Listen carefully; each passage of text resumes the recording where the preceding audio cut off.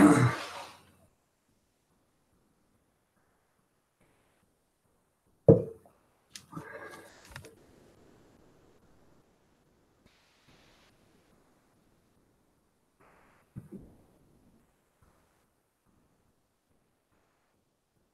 morning, good morning, good morning, good morning, Big Steve. Good morning. How are you? Hopefully your niece will be getting better. Brad, good morning. Thank you for being here, both of you. I did say a prayer for her.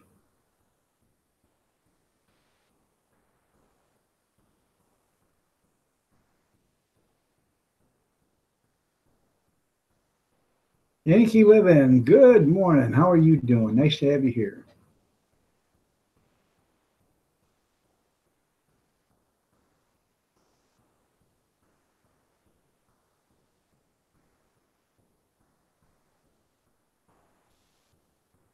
Today's Thursday.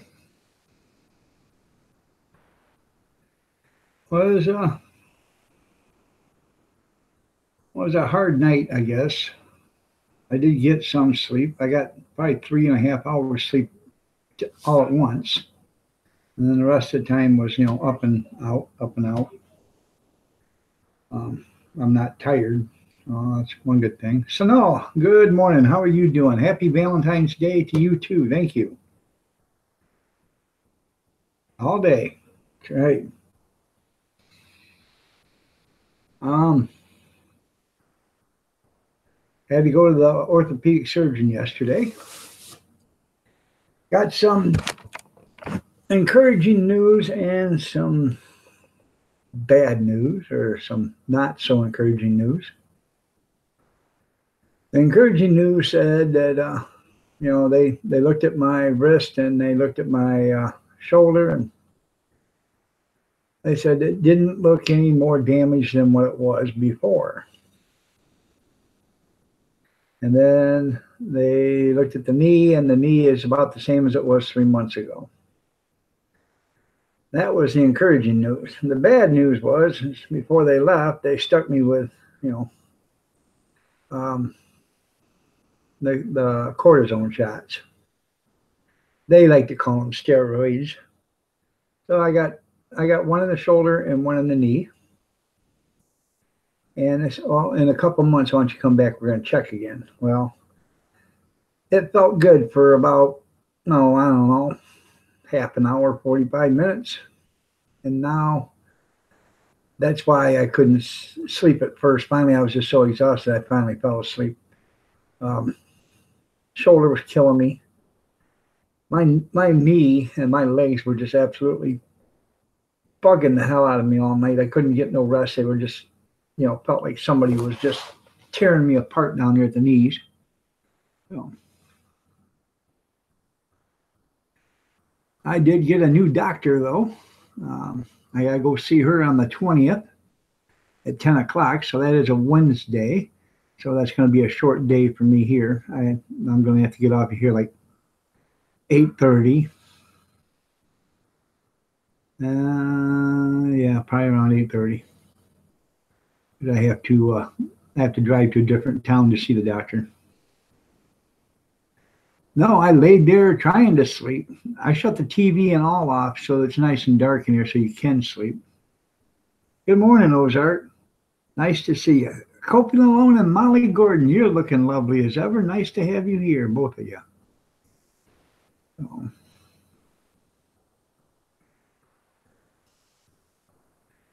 he looked at my Andrew. Good morning. Nice to have you here. He looked at my brace. He said, "Man, that's worn out.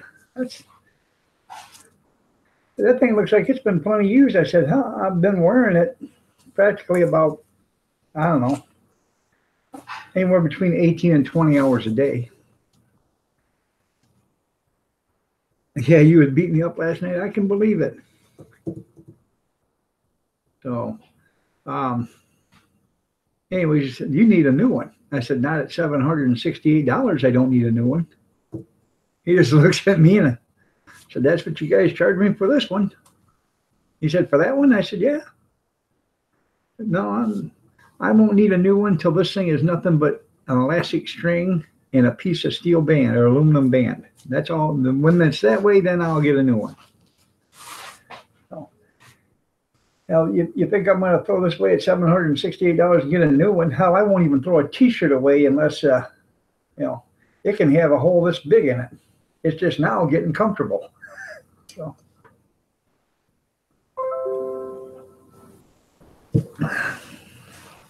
Written in Blood just went live.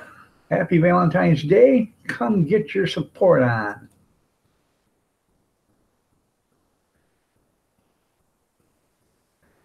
Anyways, happy Valentine's Day to all. I know I'm cheap. You're right. I prefer to call it thrifty.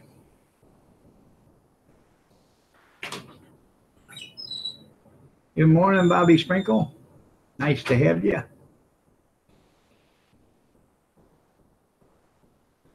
I know Big C didn't send you nothing. I sent you an invite to come to a live stream. He didn't send you nothing. Thank you, Sanel. I appreciate that. I really do. You guys check out Sanel Sharma's channel. Hey, you know, you start making house payments, car payments, and buying groceries, utility bills, and paying for kids. And then you tell me when you throw away something and you buy something new. Because you don't buy nothing for yourself or for your wife. You buy it for your kids. No.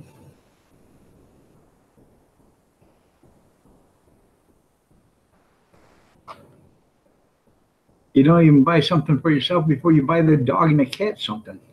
Because they depend on you. No.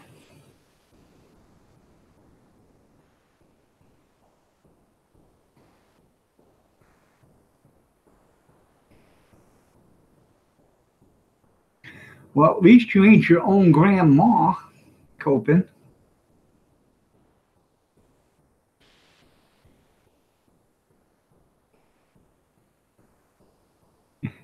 That's funny, Ozark.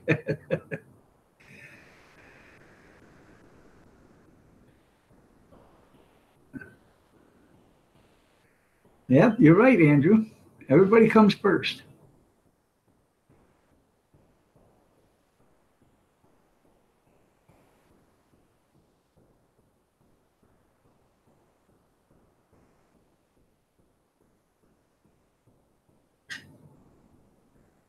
It's a 350? Okay.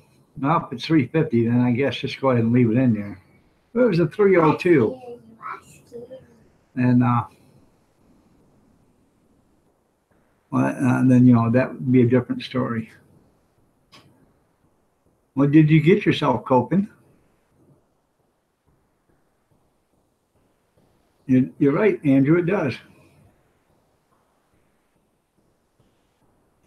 FFP, good morning. Nice to have you here. I told Kathy about the message that you wrote because I just seen it, and that the flowers were for her. And she says, "Oh, aren't those pretty?" I said, "Yes, they are."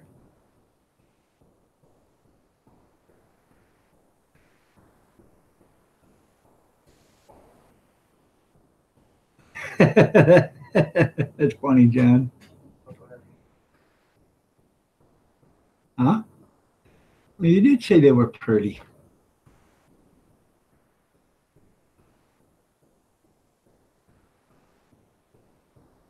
You got yourself a heart-shaped box of chocolates and a flowers and a card. Well, congratulations, Andrew.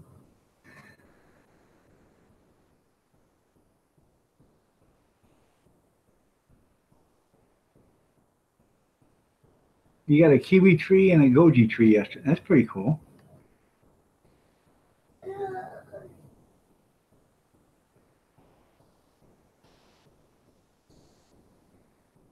Anyways, I got to go back in 2 months to the doctor, and they're going to check again.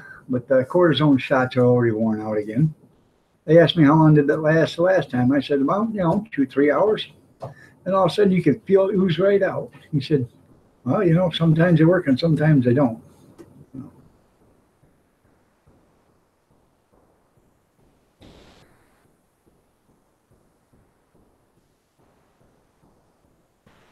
Hi, sweetie. Come on, my love. Yeah.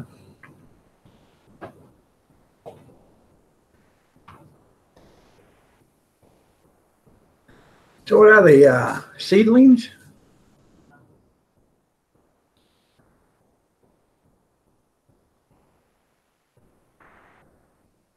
Yeah, you get that rooster cone.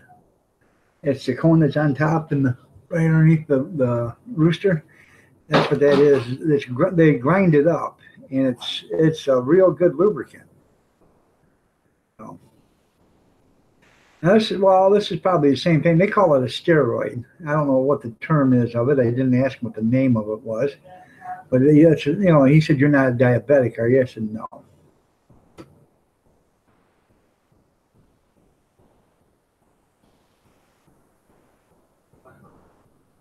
I just call it a cortisone shot because you know I've had them for the last 25 years.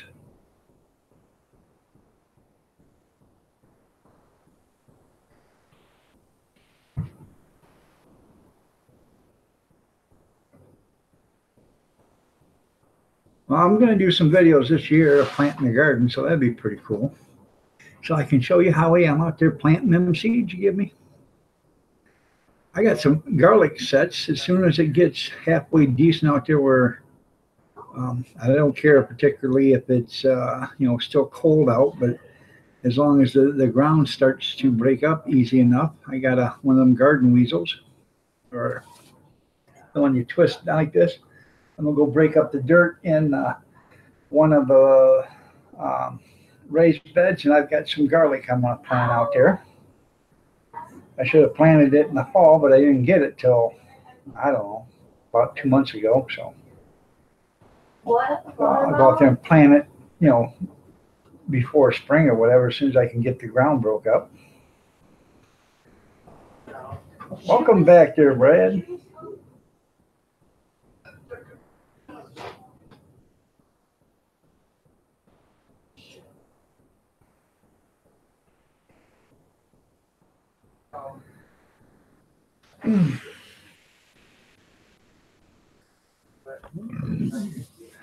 He asked me, he said, you got you got ibuprofen or anything like that? I said, yeah, I take ibuprofen. What dose? That's the 800. Oh, okay. You got a prescription for that? I said, not anymore, I don't. But when they took me off of it, my prescriptions were good for almost a year, and I could get it filled every 2 weeks. So every 2 weeks, I went in there and filled it up. I said, hell, I got like 30 some bottles of it. He starts laughing. He said, I don't blame you. I would have too. It only cost me $3 a bottle. And then after I met my deductible on the prescription, it didn't cost me nothing. Then I could get them for free. So you know, that was the best thing about it.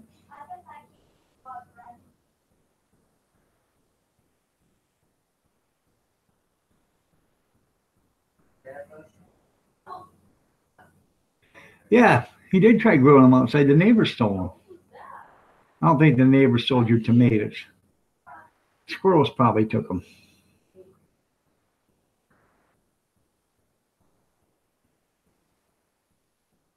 Shoot grandma. If she won't leave your tomatoes alone, shoot them. Bang, just wing her. You know, say that's one. Then she does it again. You catch her, wing her again. Say that's two. Shall we go for three?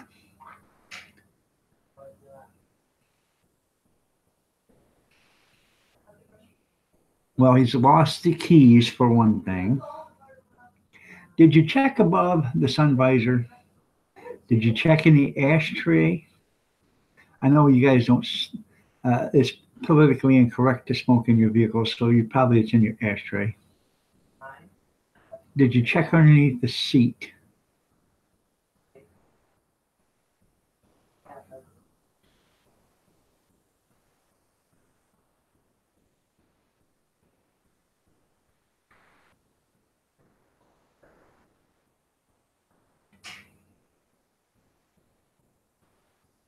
Oh, I thought you were talking to Big Steve. I'm sorry, Bobby. I thought you were talking to Big Steve.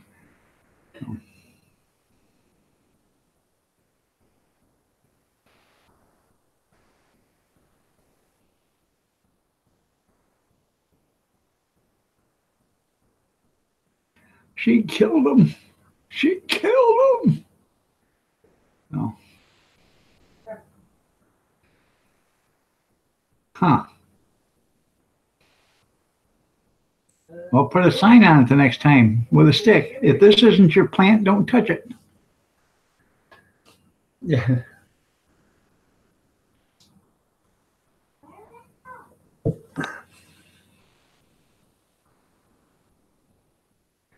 That's always a bad thing. Oh. Have your sons put money into it. They're the ones that drove it. Good morning.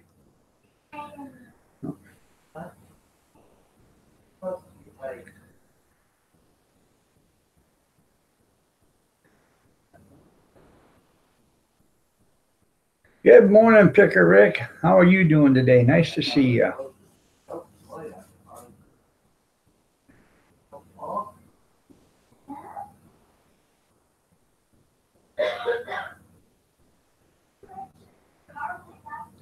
Well, I have Tramadol as a pain pill.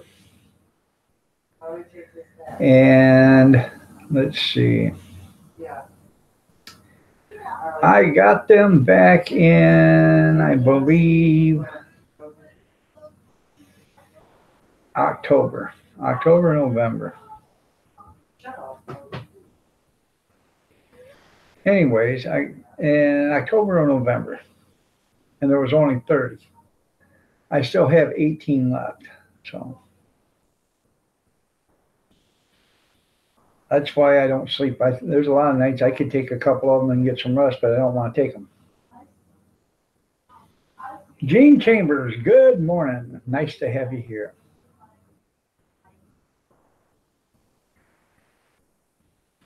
Oh, I can grow a pot here. I can grow, I don't know, 8 or 12 plants here. I got to check the law.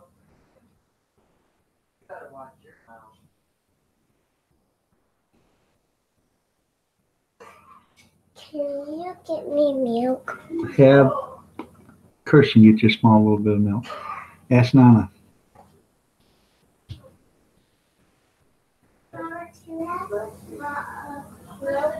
Go get your boots.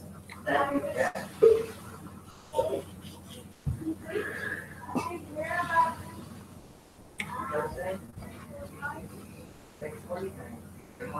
Right.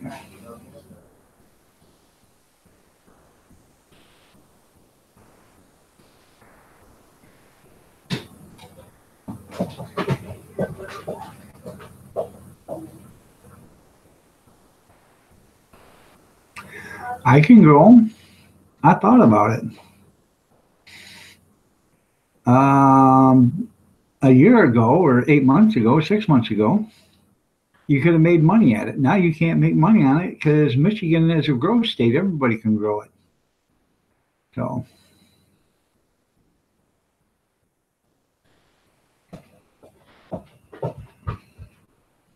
All right, Copen. That's why I don't, I was going to grow it to sell it. It wouldn't be worth doing it now because everybody's growing it and selling it, So it is. It's like water. It's everywhere.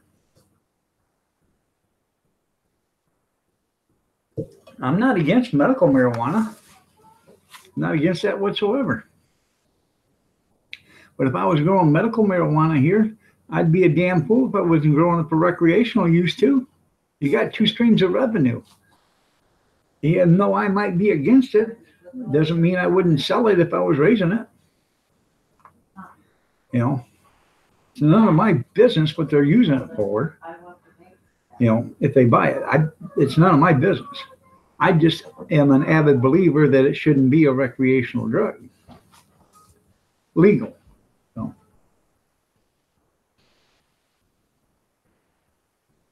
That's because you're not understanding what I'm saying there, Big Steve. Put on your thinking cap, clean out your ears, Medical is different than recreational.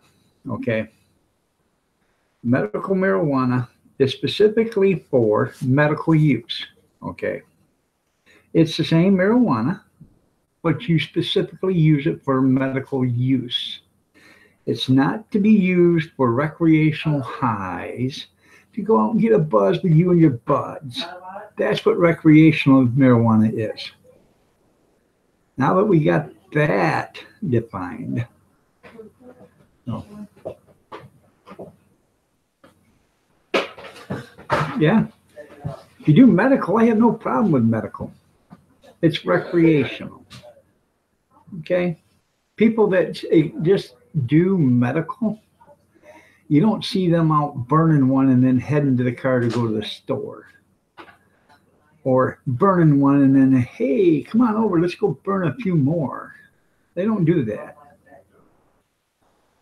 It's, what do you mean it's an incorrect definition?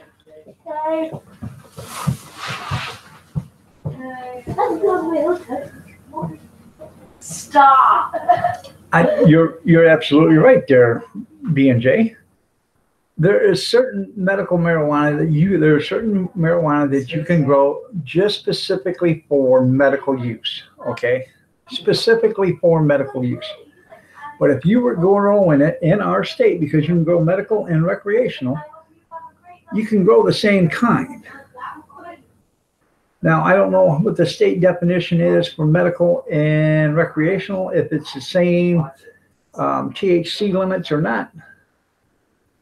Because I don't really get into this stuff, but I do know that if you have a medical marijuana license, and there's people I know that's had one for 10 years, medical marijuana, and they were buying it for 10 years. Now they can raise it. They could have raised it before, but it was just not worth it. Now now it's recreational, so now they can raise it for themselves and they can sell it.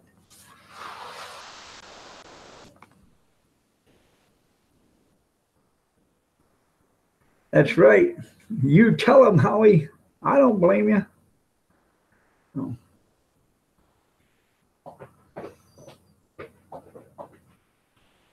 You're right. My wife, she has that CBD oil or whatever it's called. She uses it once in a while. That's right. You can't find the door of the car anymore. You're right, John. Blows your mind. Yeah. So the higher THC level is just for, don't quote me on this because I really don't know, but I believe it's just for your medical pain needs or whatever. I smoked weed when I was a kid. Okay. I wasn't a hard smoker, didn't smoke a lot of it. I probably hadn't smoked 25 joints in my entire life. I haven't had a joint since 1982. Or, no, excuse me. The spring of 1983 was the last time I smoked a joint. And I just took a couple of hits off it. But when I was a kid, we had over a ton of marijuana in my mom and dad's small camper trailer at one time. So.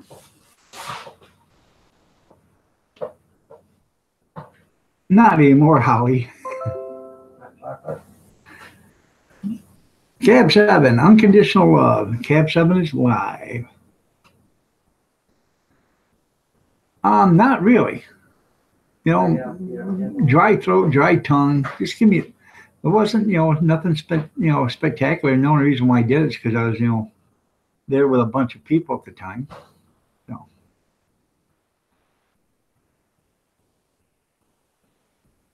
You're right. It does there, Hondo. you don't inhale and you're available for Nookie with Monica. That's funny.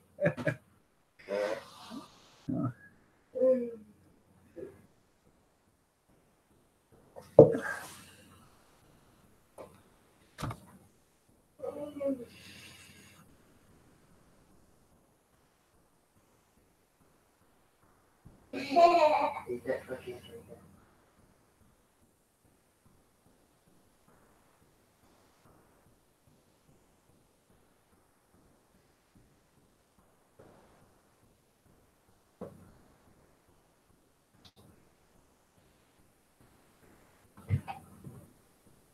Must have never tried the stuff.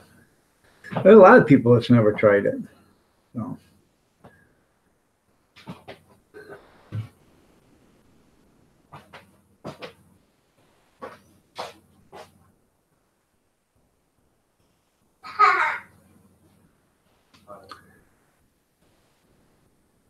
Yeah. Well, it used to grow wild everywhere back in the 20s, 30s, and 20s and 30s and 40s, and then until they decided to really crack down on it and start pulling the plants from every place they could find them.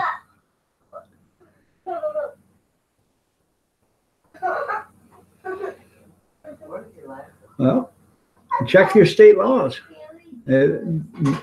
Most states, there's a bunch of states that's got the medical marijuana law. Put milk in it.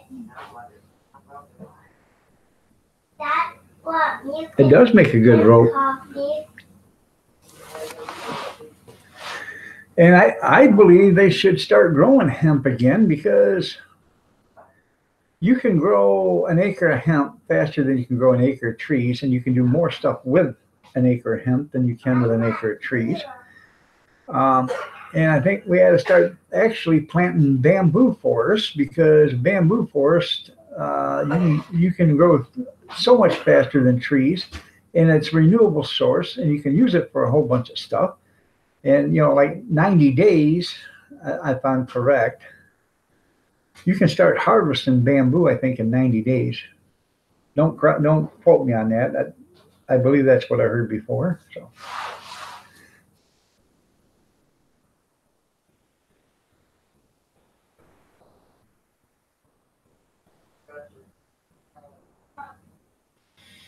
I tell you what, there is 7 people in the United States that the government, the federal government,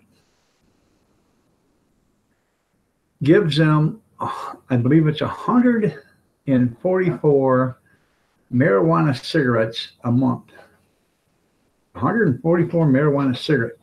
Now, if you look at these things, they don't look like a rolled joint. These things look like a Marlboro or a Cool or whatever, minus the filter. Now, well, there might even be a filter on them. I can't remember. But they come in a can, and they're delivered by armored guard to their house. Okay? And there's 7 of them, 7 people, I believe it's federal, and they all live in Florida, that are on a research thing for this. And they are guaranteed their marijuana cigarettes for their life, free of charge. Hi, Ian. Hail, Ian. Hail, Ian. Carry on, John and Jeff. How you doing, John? Nice to have you here.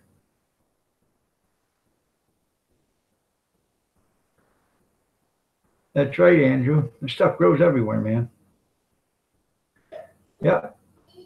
They can grow over a foot a day in 90 days. Most times it's mature. It's another, we should start investing in growing bamboo forest, because you can eat bamboo shoots. You got all that stuff. There's so much stuff you can do with a bamboo tree or hemp plants, and get away from killing, I realize we need to, use lumber. But a lot of stuff we could use hemp for and bamboo for that we didn't need to use lumber for. So, you can use hemp for paper, for clothing, for ropes. There's so many other uses for it. I can't even name them all.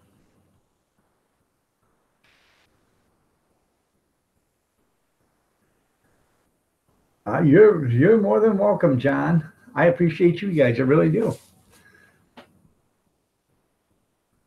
Oh yeah, I know not all bamboo's for eating. But I know you can eat bamboo shoots, some. But that's not for me to, because I don't know which one it is. if we had a better climate up here, I think I'd try to grow some of it in the garden, you know.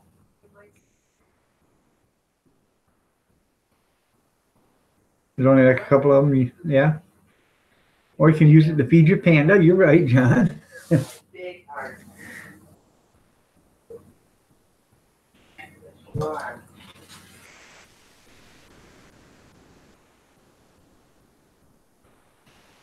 But that's, you know, all hemp is good eating, yeah. I never gnawed on a piece of rope, so I don't know their FFP. So, but oh, you got the hemp seeds and stuff like that, yeah. Hemp oil. Yep, fishing poles. Yeah. Good morning, Renda.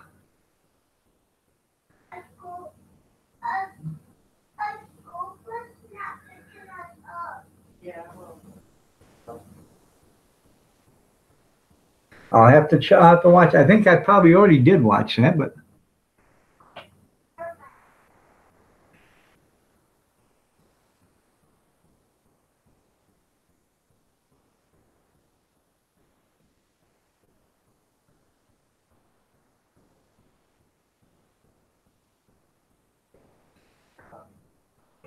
oh yeah, I know.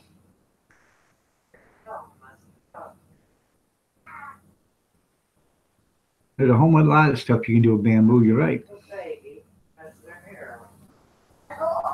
Y'all. You cook with hemp oil. That's pretty cool.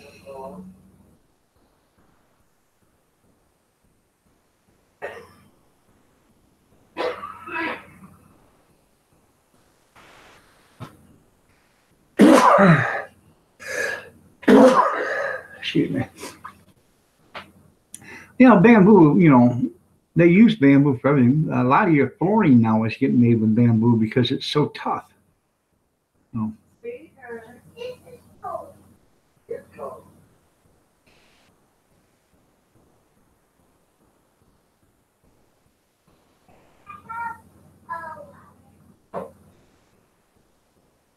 You're always like, can I have? Milk. Oh. Today is Thursday. We are going to have a panel, so happy Valentine's Day to you too.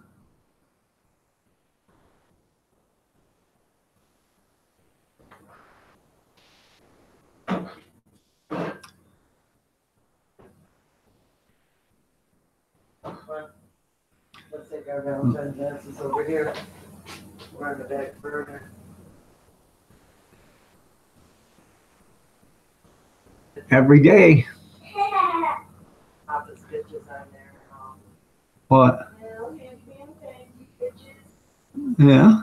I said happy Valentine's Day to her. I've been waiting to say happy Valentine's Day to you when you get a second. Yes.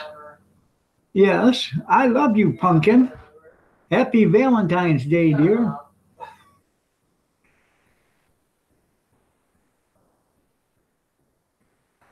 You put your pantry into a grown room? Okay. Renda wants to know, Kath, Renda wants to know if you'll be her Valentine. Anybody but yours. She said, anybody but mine.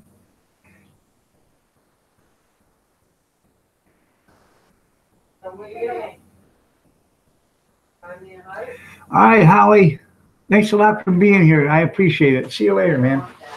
Happy Valentine's Day to you too.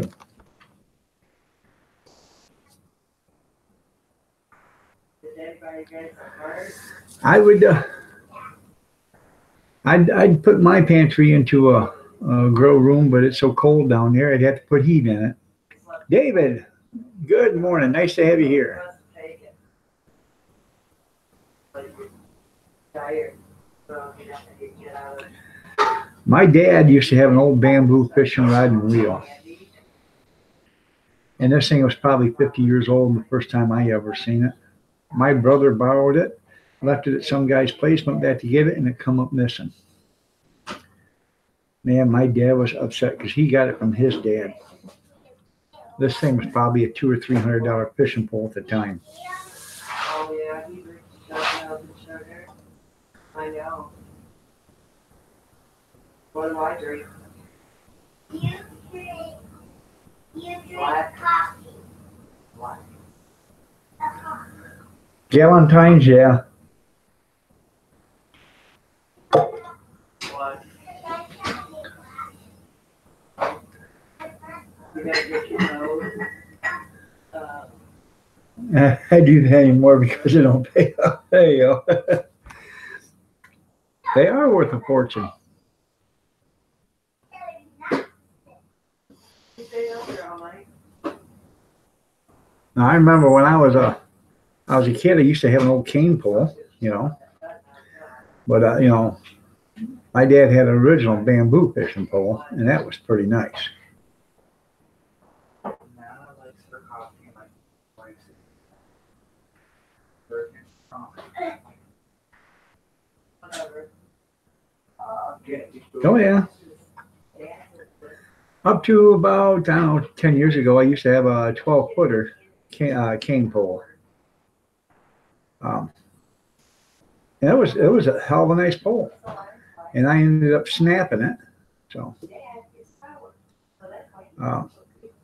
that made it not worth a damn anymore. So See, I'm already sweet. That's sweet. I'm already sweet. the problem with them cane poles, though, you know, you got to have some place to put them.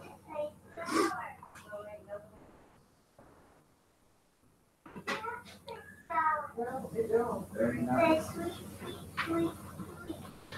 They're right. And bit of luck. That's funny there, Ian.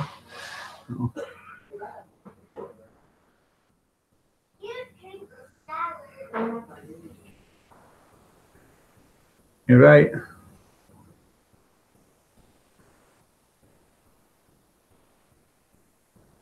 All right there, B&J, you have yourself a great day. Thanks a lot for being here. All right.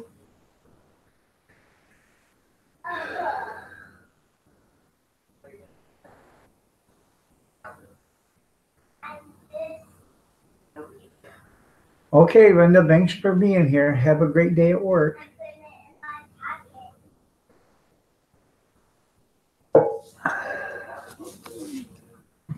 Tell Consuelo I said hi. Exactly, Ian. Been so long I forgot who gets tied up. Oh.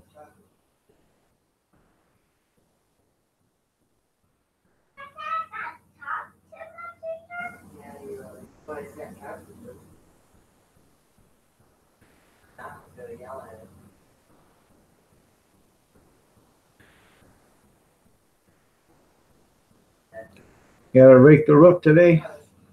Yeah, be careful doing that.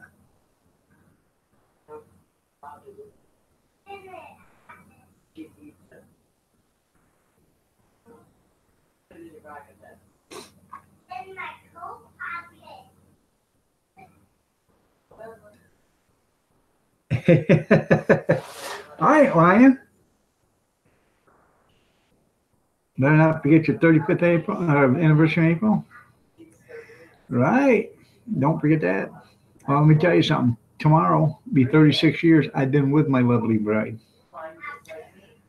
I met her on February 15th, 1983. We got married July 22nd, 1983. And I've been blessed with her ever since.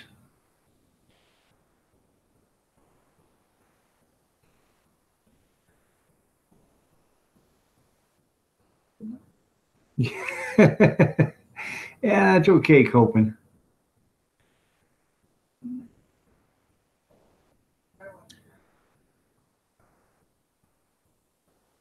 Stop, look what you're getting. I'll scrub your face. That's pretty cool there, Ozark.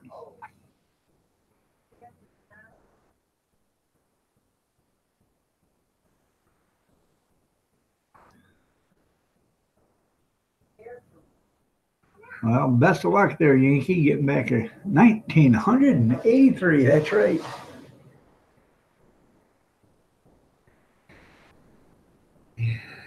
Yeah, you're right.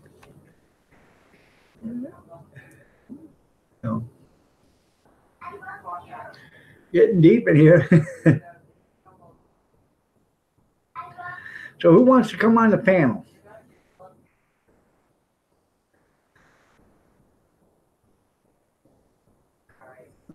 Yeah. Ozark got married at the age of 50. He got married when he was 3 years old. Okay, there, David.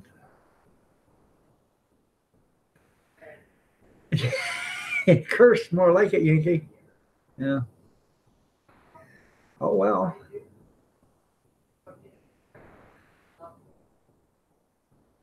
"36 years for you too."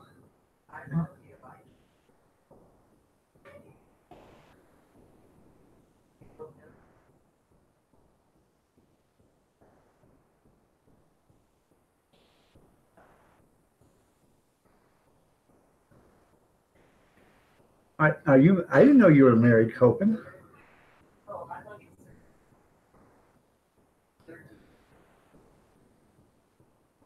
Somebody cards need to do it yourself. Yeah.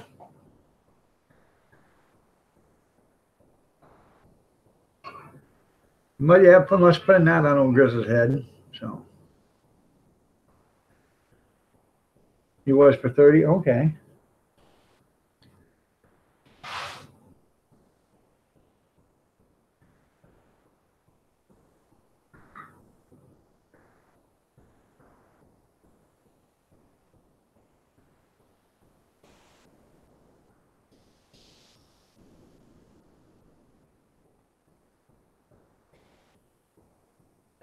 Hmm. Oh, he got the middle-age syndrome. Yeah.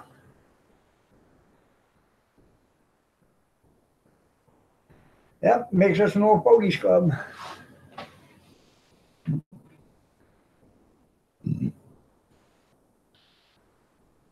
Oh, that's nice. Oh, well.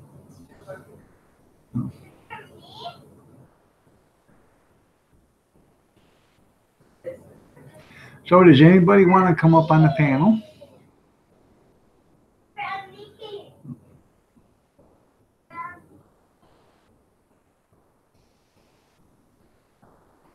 Good morning, Kevin. Nice to have you here.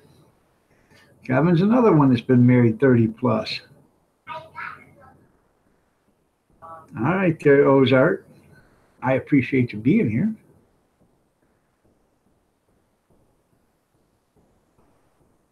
Maybe one of these days, just one of these days, maybe we can make it out there to go to that cook-off. Because I love liver and onions. Never had stag beer before, but I'll try it. They'll get over it, Ian. Tell them I said it was okay.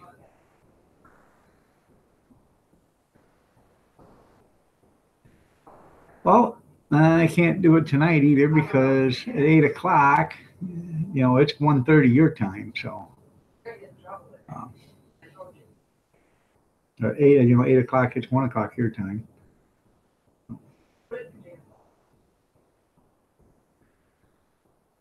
Well, you could be cheap, but it makes you feel good. It makes you feel good. Hey, I used to like going out and catching worms. Hook your little electrical cord up to a steel rod, throw it in the ground, throw some water down there, and plug it in. Worms.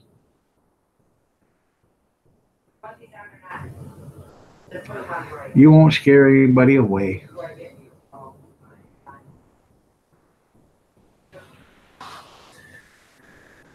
Let's see. I have to do this.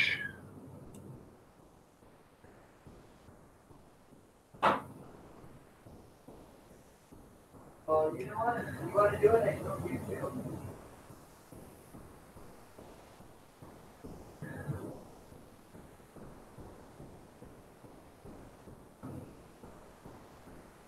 Probably.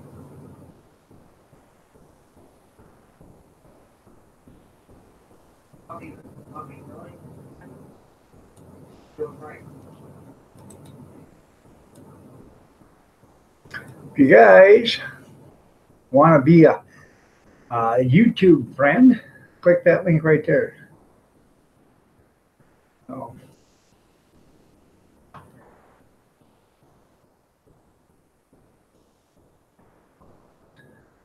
and I don't quite understand it. All right. When you sign into your channel, or when you turn on YouTube, your channel icon comes up. Okay. Then me and Andrew Hondu is connected. All right. When you do that, you open up your YouTube and it's got your avatar there, so it's yours. Okay, then it's got the video upload or create a short video or whatever. Then it's got YouTube apps, and then it's got your messages and your friends, and then your bell for your notifications. But once you sign into your YouTube account and make it yours, just yours specifically, well, now it's working. It used to be I couldn't get the friends on my YouTube. Now it's working. I don't know. Every time something doesn't work, something else works. I have no idea anymore. But anyways, that's what I was getting at. It doesn't work when you go into your channel. But now it's working. Then again, I don't know how many people's in my room because that ain't working. So.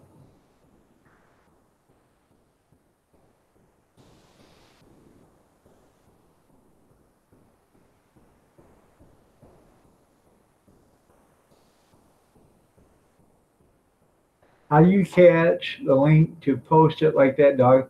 You go here, I'll show you.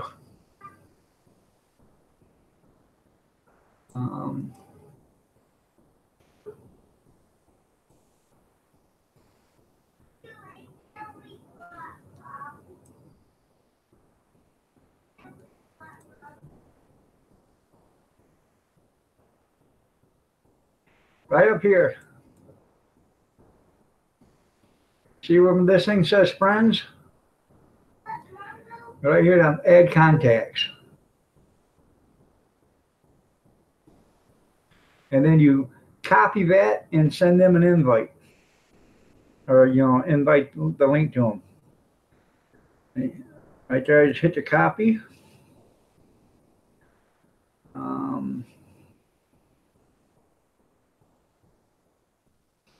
Then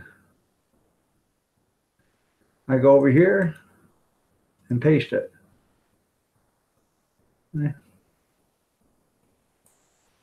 But you can copy that link and post it on their, if you want to go to their room, you can take that link, you copy it, go to one of their videos and just, post it on their thing. That's all you got to do.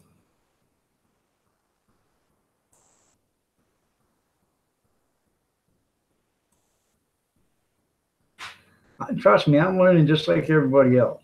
So you're welcome. I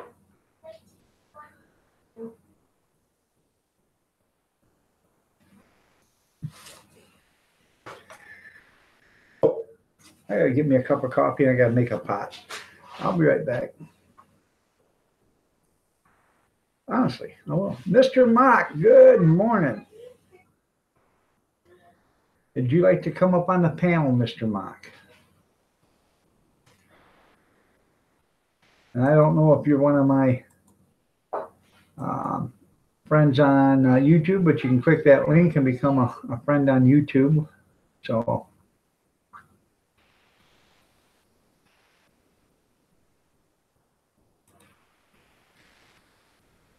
I'll paste it a few times in there. Get your attentions. I'll be right back. I gotta get me a cup of coffee and make a quick pot.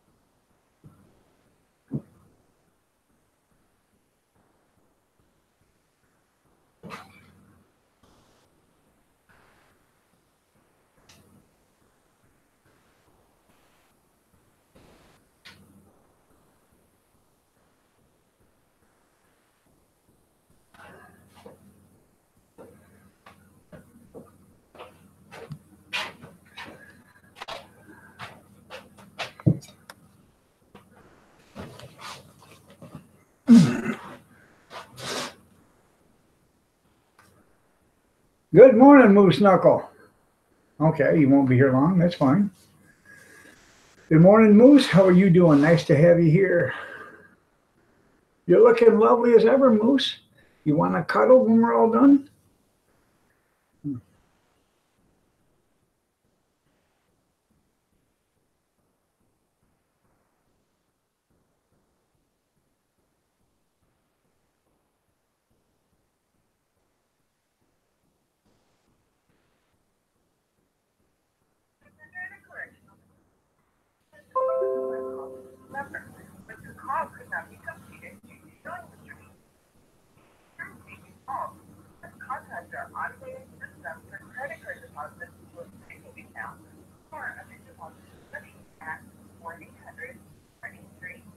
Sorry about that.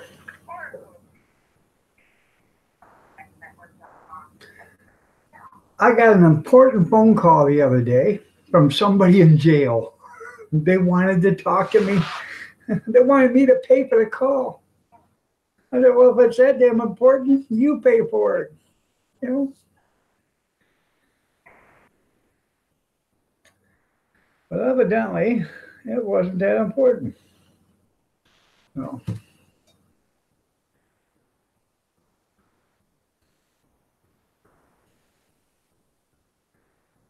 That's right, they are. They're afraid of small, low wattage bulbs. Yeah.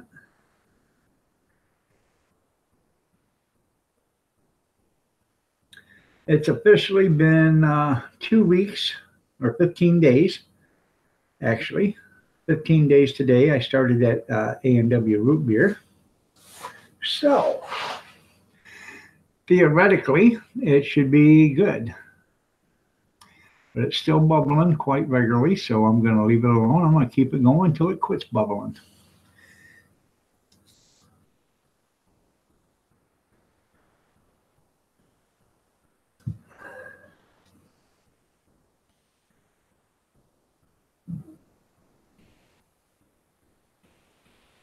And if it turns out as good as I think it's going to be, we're going to make it 5-gallon buckets.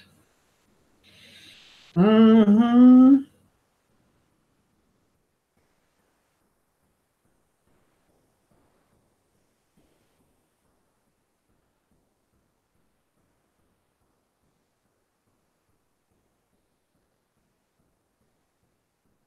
Are the kids happy when they're drunk, or are they mean when they're drunk?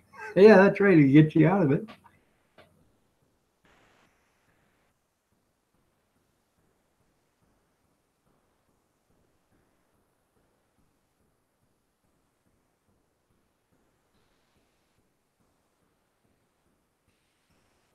Have you guys seen that um, that movie? It's back in the '80s called Daryl. Um, what is it? Data, automatic robotic youth life form, or something like that. And it had um, Lenny, I think. Lenny, I can't remember Lenny or Squiggy. It's the tall blonde uh, from Laverne and Shirley. He was a dad on there, and that brought that up about the drunk kid. He was talking about, somebody drank or somebody got the opposing team's kids drunk, and the one woman says, I wonder who that could be. And then her son comes walking in. She says, oh, you didn't. He didn't want. She said, get them kids drunk. He said, I didn't get them drunk. All it was an empty bottle filled with water. They thought they were drunk. The guy looks up there and says, you owe me $12 for liquor. It's a good movie. If you ever get a chance, watch it. I like that one with Matthew Broderick, War Games. I watch that every time it comes on. Oh, I've probably seen that 50, 60 times. Yep. And one about the little kid that's a robot. Never saw it. That's right. That's funny, isn't it?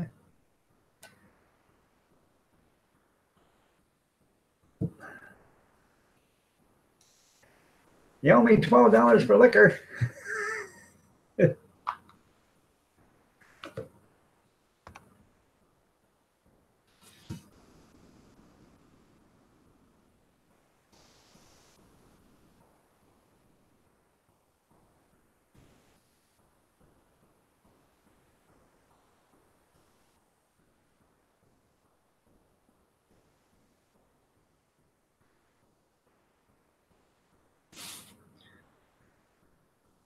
You sent me a video from the news.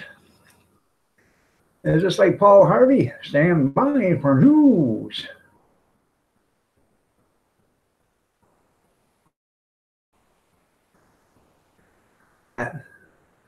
Plowing snow with a flat screen TV box.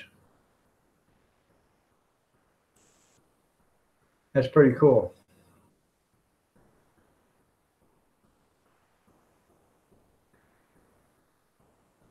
Now, you know, you can buy yourself a 55-inch flat screen TV, leave it in the box, use it to plow your snow with, and it's still cheaper than buying a snowplow.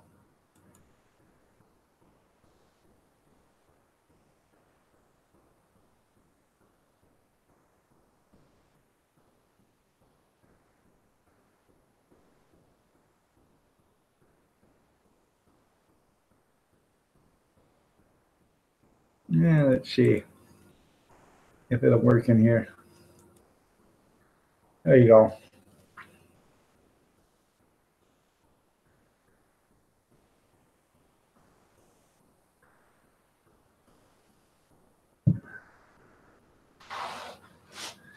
Yeah, Full Metal Jacket, The Deer Hunter, I've watched both of them several times.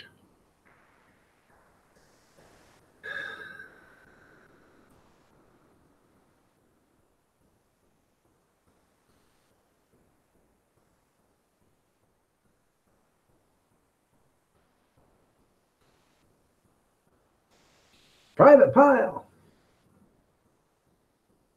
Have you took leave of your senses?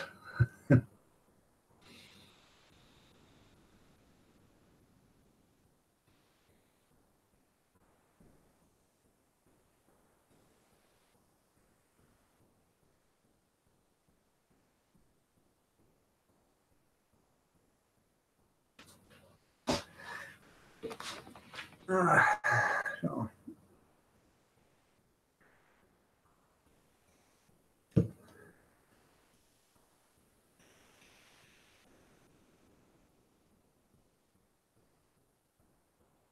And don't forget the Boondock signature right there, Tim. I take it nobody wants to come up on the panel.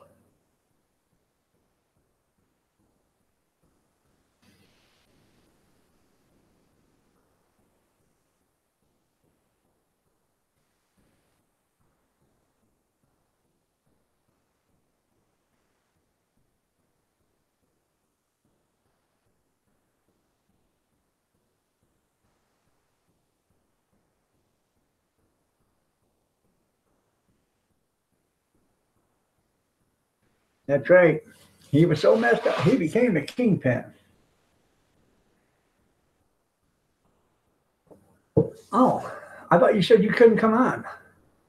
Yeah, I'll send you a link. Sorry about that.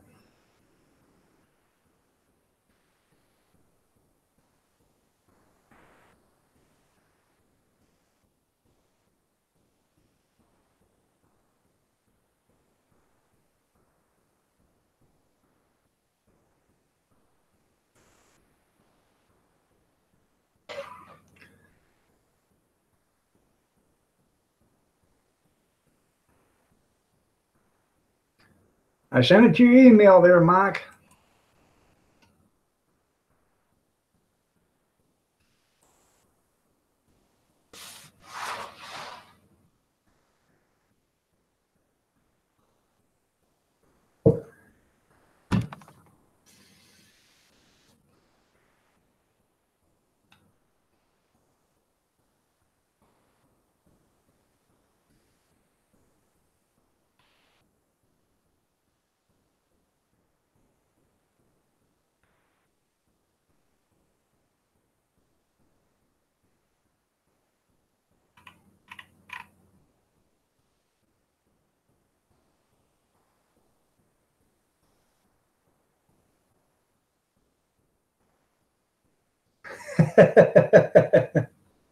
Right. No, I didn't see where you say Senate. I seen the first one where you said you weren't going to be on here long. Oh. And you're right, Kevin Homing. I am temporarily confused. You know, when you get all of this working for you, it's hard to keep up with everything.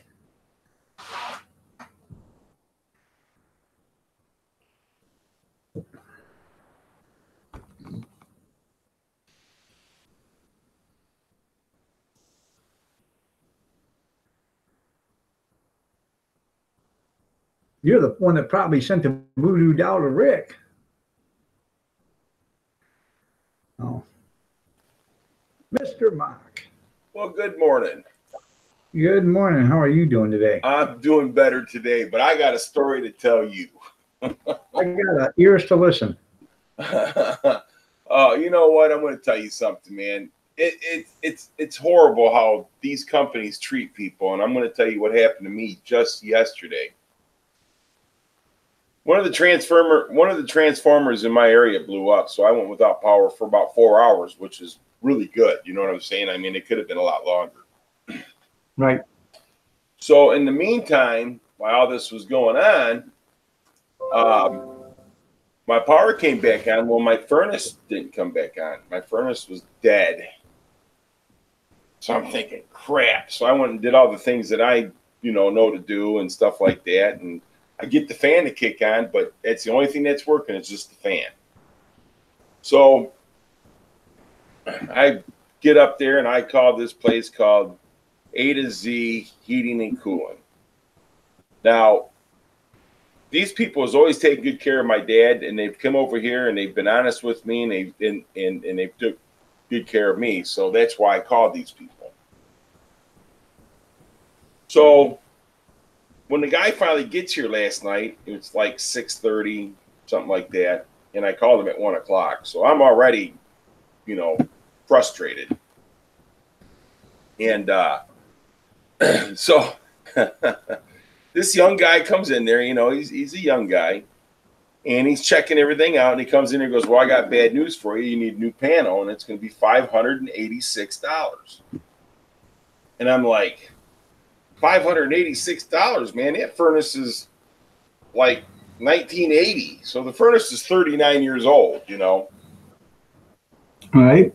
And I haven't had any problems with it or nothing like that. It's always worked good. But I have in the past, the last time the A to Z guy he come over and showed me this reset button. Well, for the life of me, I couldn't remember where the reset button was. And I asked this kid about it, and the kid just kept ignoring the question about the reset button. So after he gets done, they're wanting to sell me a new furnace and everything else because they figure, because it's really cold outside, that they got me, Yeah. And they do, because I'm not a furnace type of person. I don't know crap about them, And so after he left, I called another furnace guy because I want a second opinion. You know what I mean? Right.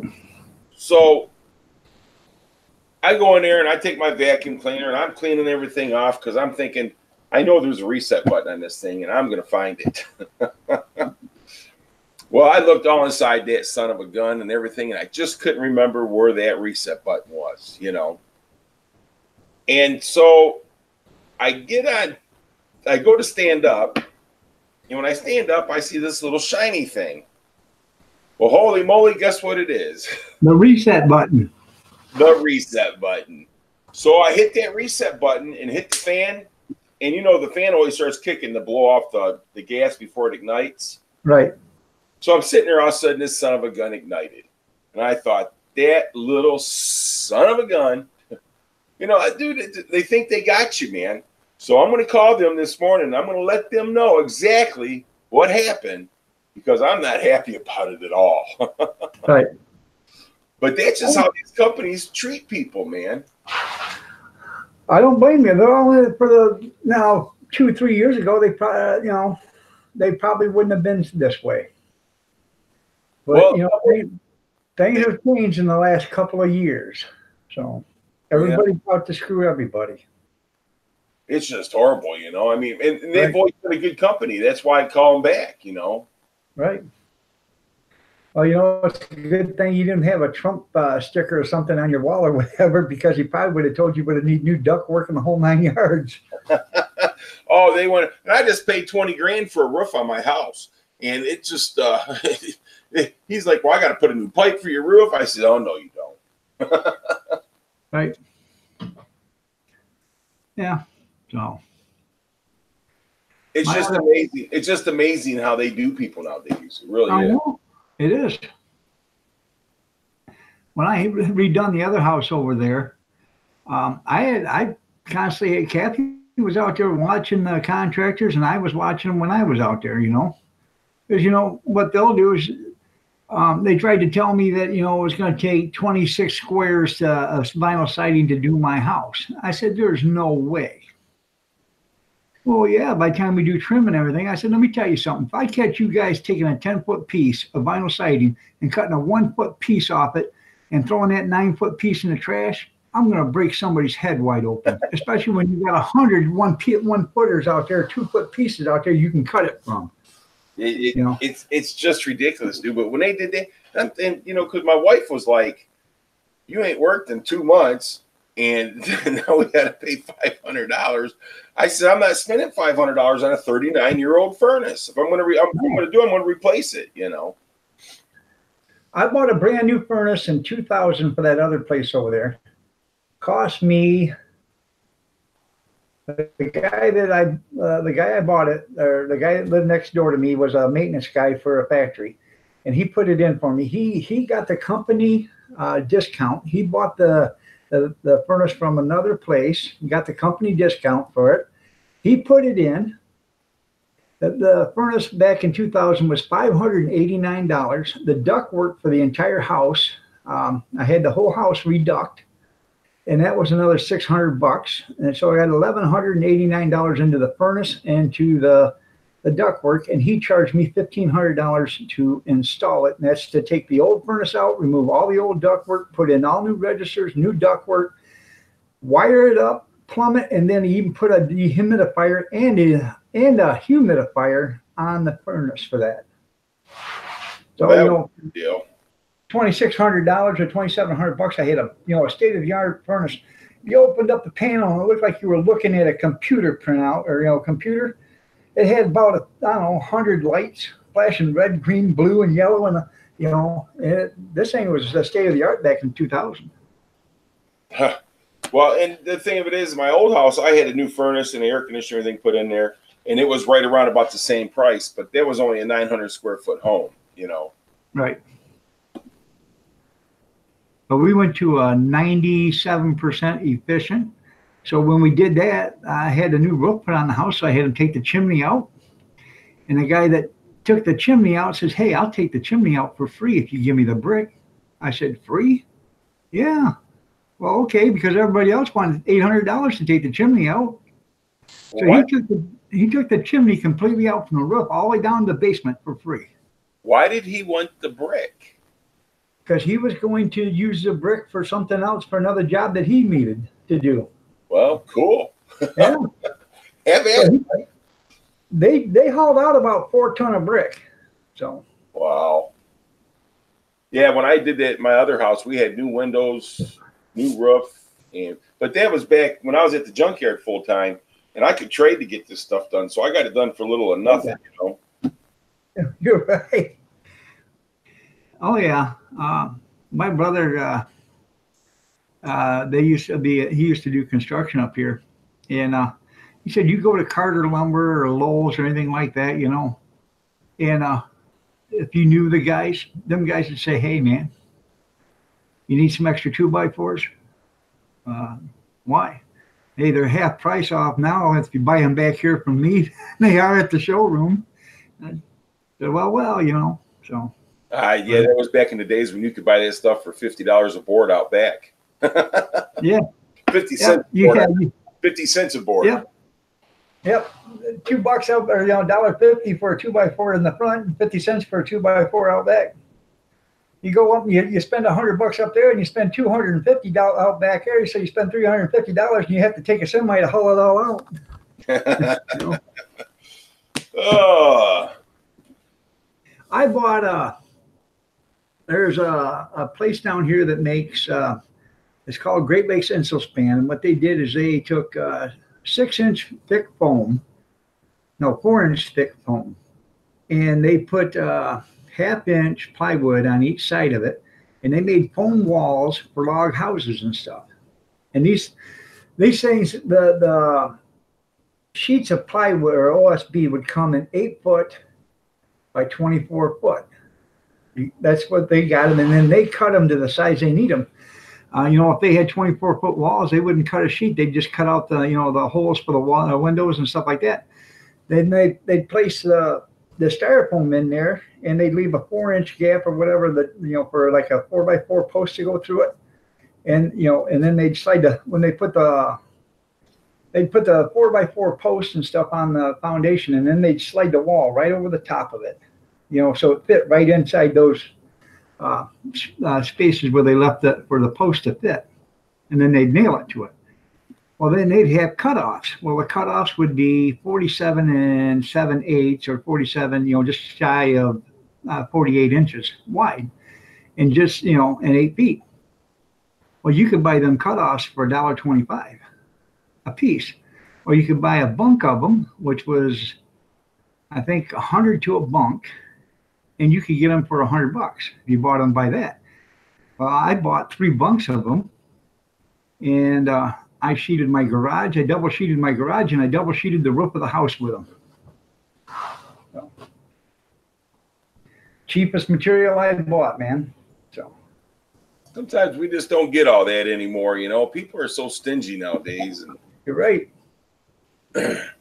Every once in a while, I check on Facebook, and that place will have, you know, bunks of them, and they'll be like $300, you know, $300 for 150 sheets or something like that. So it's only $2 a sheet, but you got to buy all of them, you know. And a lot of people don't need, you know, 150 sheets of OSB. And a lot of times people will buy that stuff, and then what they don't use, they just put it up for sale or on the marketplace or whatever, you know. Right.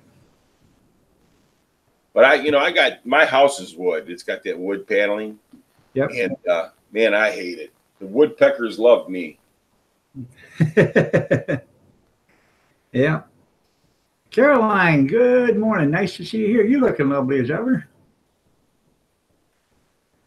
Hey, there's your buddy Junkyard. Bring him on. Good. Junkyard, you want to come on up?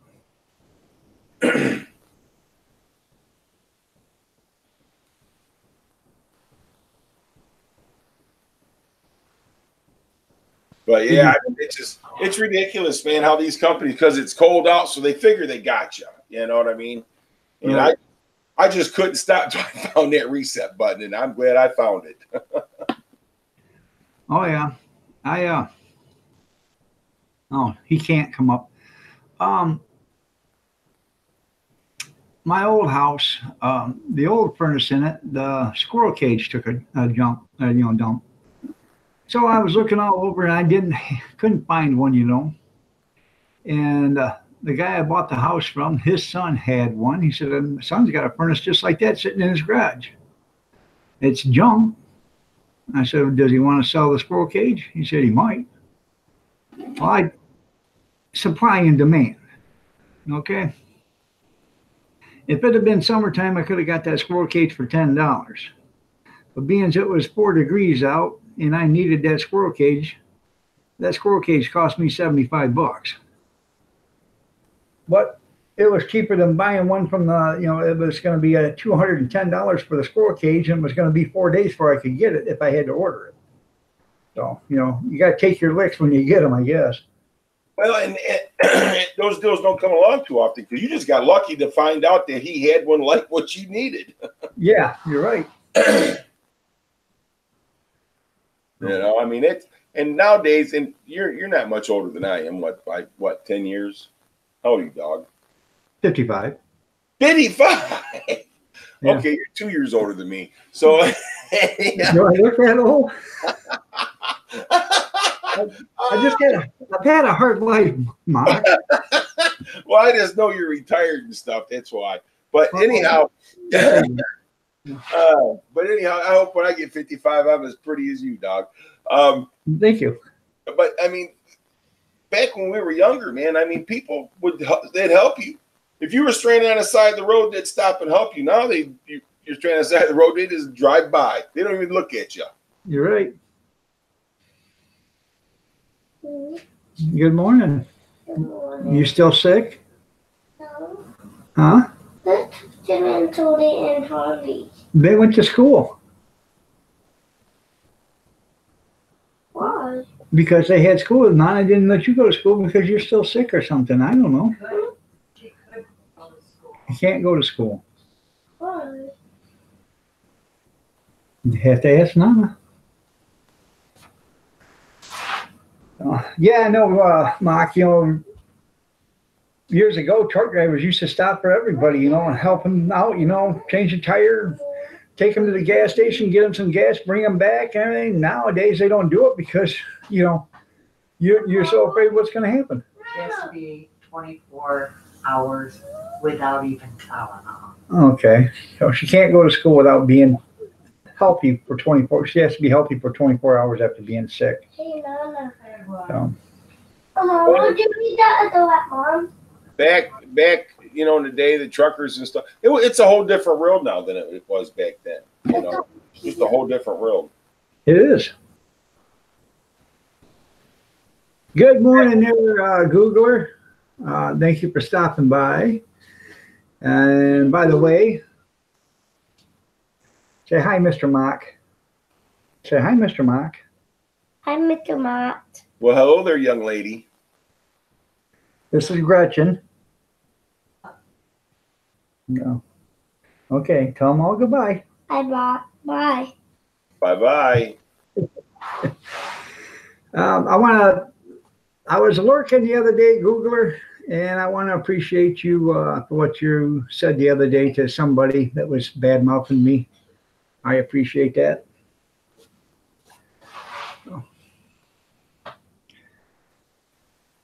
And thank you, Sandra, for the comment. You tell boss, that's Sandra, kiss my foot. Mm-hmm. But yeah, things nowadays is just, it's pitiful how people treat one another. When my dad, he grew up back in the 30s and 40s down in Letcher County, Kentucky. I'm sure Sandra knows that area well. People, whether they were family or not, they took care of one another. They made sure that their next door neighbor ate just as well as the people down the street. Nowadays, man, they'd poison you. Oh, yeah. You're right. So I miss the good old days. So do I. People don't believe it, but the 60s and 70s and middle 80s was the best, I don't know anything about the 50s. I wasn't alive, but, 60s, 70s, and 80s. So, and I'm sure the 50s and the 40s were great, too. Well, it's when the people took care of one another, You're right. They sacrificed themselves to help each other, Yeah. You don't feel good. Well, the missus is going to bring over a pot of chicken noodle soup to help you get through your sickness. Now, nowadays, you don't feel good. Tough it up, Buttercup. Well, I'll tell you something funny, man, because people talk about incest in the family and stuff like that. You know why everybody calls it, when people are down in Kentucky and stuff like that, they always call it incest. It's because, like, say, me and you were neighbors or brothers, and you got real down sick.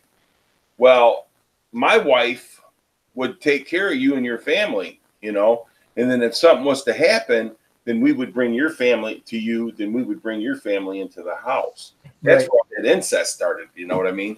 Right. And I'm sure Sandra will know all about that too. She's a Kentucky girl. She can still kiss my foot.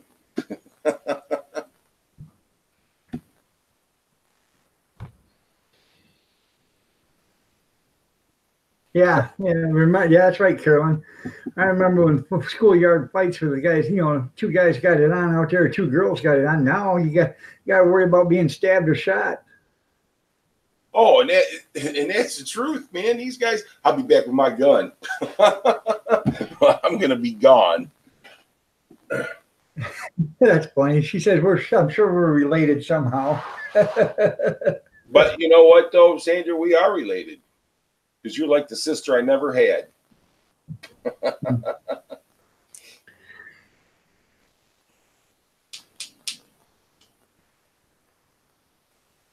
See, really, Sandra's, she looks all nice and soft and sweet, and she acts all sweet.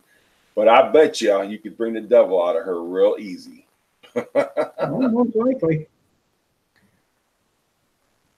No, Tim's not in Kentucky. He's in Pennsylvania. Next best place. Well, yeah, well, and then you can go to Ipsitucky.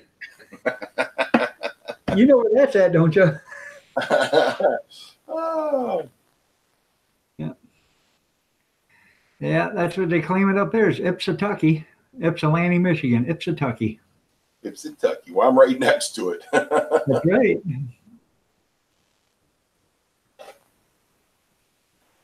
My fight from school, man, I got fined and everything out there. I got 3 days off one time for that. Oh, damn fly here. Leave me alone, bastard. Yeah, I got 3 days off from school that one time for that. Best vacation I ever had. Googler, you're exactly right. But that's when people cared about one another. People just nowadays just really don't. My neighbors, I got one neighbor that I talk to. The rest of them, they just stick their nose up at you. That's funny. It is. Gene just wrote, yeah, she probably would have kicked your butt, Mark, while sipping on a cold iced tea. But the thing about he's right, because I'm telling you, Sandra, it wouldn't be too hard to bring the devil out in her. I probably feel a little sorry for her husband. She probably keeps him straight in line. Kevin says now when two girls get it on, you have to pay $3.99 a minute to watch. It's true too. Yeah. Hey, did Bobby tell you about his engine in his truck? Yeah, it's a 350. That the thing about it is that you got to research that stuff, man. I mean, and I knew it was just a 350. It was either a 350 or a 327 because they both use those numbers. Right. I tell you what, though, it would have been nice if it was a 302 because I told him, if it was a real 302. Pull it out of that junk piece of truck, sell it, and you can buy yourself a decent car with the money you make from that 302. So. But that's what that's the same thing. I told him that. I says if it was a 302, I says you could sell that and put a brand new motor and trans in that thing and go on. You're right. Because the truck's probably in pretty good shape from where he's at. Right.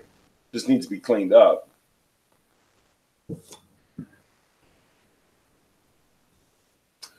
David, I remember buying cigarettes down in Kentucky for 35 cents. I'd walk down there and buy a pack for my papaw. Walk them right back up to him. Of course, in Heyman, there's only one light and one store. And about 10 people that lived there. Yeah, so they knew where you were or who you were. Right, So I go down there. They says, well, you're Matt Dotson's son. I say, yeah, or grandson. I'd say, yep. Well, here you go. Hell, I can remember going to the prom with my dad and coming home with my mom.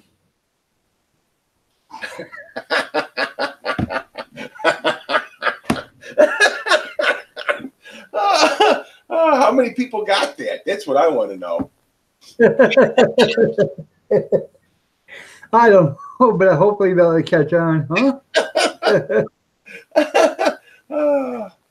Sandra, did you get that? When I used to start smoking, I could buy cigarettes for 55 cents up here in Michigan. But then the cigarettes up here has always been higher than any place else. So I don't know what they would have been down in Texas, Tennessee or Kentucky or down there anywhere. But so Sandra said she got it. The one person you don't want to get it got it. Now you're in the corner. I know it.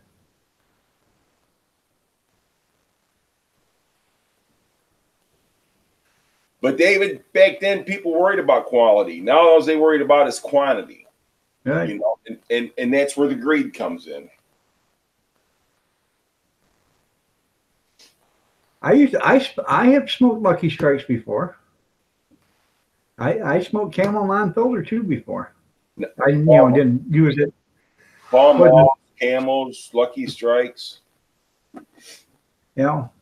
You go to some place and you go to a cigarette machine and the only thing there was Pall Mall or Camel non-filter. Not many people smoked them, but if you wanted a pack of cigarettes, and back then in the late 70s they started to card you. Some stores did. So you usually just went to the cigarette machine, put $1.25 in there, and you got your pack of cigarettes. Well, and the funny part about it is that back then if a cigarette didn't have a filter, it was 10 cents cheaper. I don't know about the machines though. Yeah. But at the store they were. Yep. And all you gotta do is pack them. So that's it.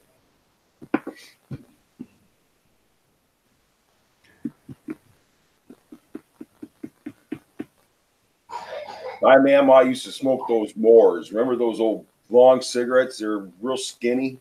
You look like a skinny dog turd. Hey, right. Yep. Good morning, Kathy. How are you today? Goping along. She's a fine lady.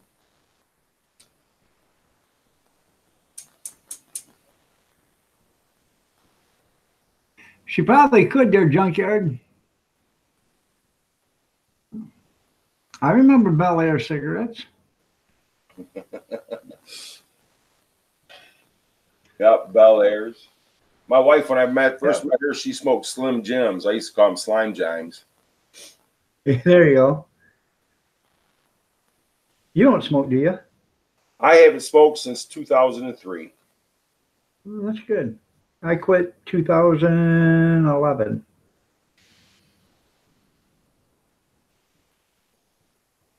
I smoked 3 packs of cigarettes. So. Well, and so did I, but I mean, I smoked 3 packs of cigarettes a day, but I probably burnt out 2 packs from them sitting in the ashtray burning while I was doing stuff. Right. Nothing worse than smoking a cigarette and getting grease way up there on the white part, and then you go take a puff of that and flick that out. Yeah. Yeah, I started out smoking Newports, and then I went to Marlboro. I started smoking when I was buying them full time, Vantage Menthol. I don't know why I went to them, but I started smoking and I liked them. So I remember those cigarettes. Do they still make those? I have no idea. So, they had a hole in the filter, and it was the reason why I smoked them, because their full strength cigarettes were less tar and nicotine than most light cigarettes were. Okay. Coping along, what's been going on? I hope everything's okay.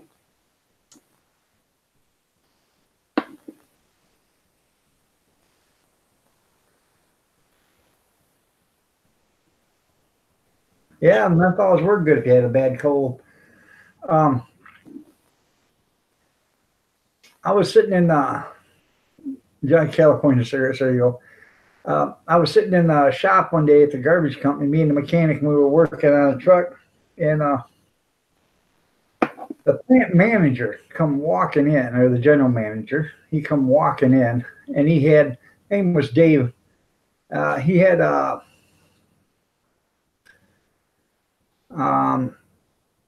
cigar in his mouth, and he was smoking it. And the mechanic looks right in and says, "Hey, you know what? Well, that cigar in your mouth, you look just like a famous movie star." He said, "Really? Who?" He said, "Lassie taking a dump." I about fell out underneath it. That was funny, man. Oh, that's hilarious. guess. He didn't say dump though. He used the S word. Yeah. I will open that up in a new link and I will check that out, David. I couldn't tell you, David. I'm not a house guy. I'm a car guy. Swisher Sweets. Yep. I remember those. They still make those. Oh yeah. I've smoked a few Swisher Sweets. So. But yeah, I started smoking Newport Menthols, and then I went to Newport Reds, and then I went to Marlboro, and I stuck with Marlboro until the day I quit. I started smoking at about 13 years old. Well, I started buying my own around then. I started around 10 or 11 when mom and dad wasn't home or whatever. And worst cigarettes I ever smoked were Army cigarettes. They were made out of potato peels. Really? Yeah, believe it or not. Back in the 60s, this was, let's see, maybe 71. There we go, 71 or 72. I don't think I was quite 10 years old. First time I ever had one.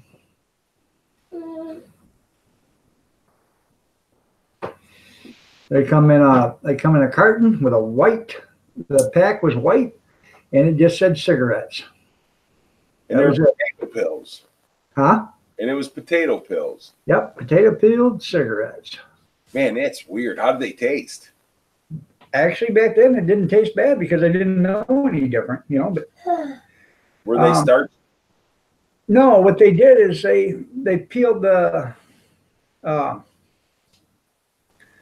potatoes, and then they I would guess you probably put them through a juicer or whatever, and the juicer takes off everything, you know. So all you got is just the skin. Right. And it's either that or they put them in a dehydrator and then a shaker or something, and knocked off the starch or whatever from in it. They probably washed them and rinsed them and all that other, soaked them to get the starch out of them. And what it was just basically potato peels, and you know they ground them all up, and it smoked like a regular cigarette. So.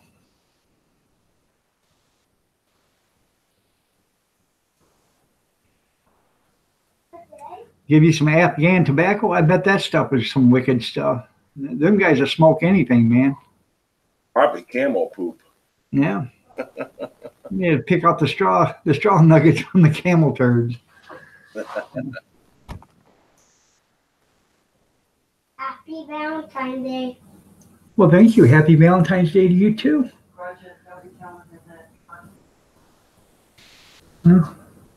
Well, you want to be my Valentine? It's one buzz. It probably isn't something that you want to smoke too often there. Hi, Marie. How are you doing? You're looking lovely as ever.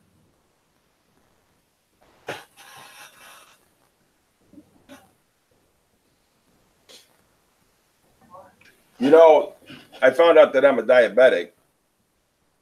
And when I first started checking my blood and everything, I was at 353. Wow. And, well, that was pretty much like right after I got out of surgery, too. So that can affect it. Right. And now I'm checking and I'm like, jumping between like 134 and 138. So I'm trying to control it the best I can because my doctor says I can reverse it with diet and exercise. So we'll see. Yeah.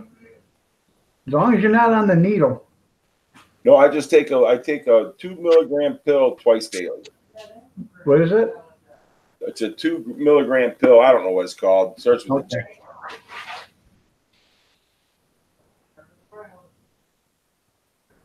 Well, good morning, Marie. Hey, David, that looks like a hell of a good deal. Especially for $20,000. That's a hell of a good deal. Yeah, I'm on. I used to take that Metformin 1,000 milligrams twice a day, but I know you're on something different because Metformin doesn't give a 2 milligram dose. Yeah, it starts with a G. Yeah. I don't know.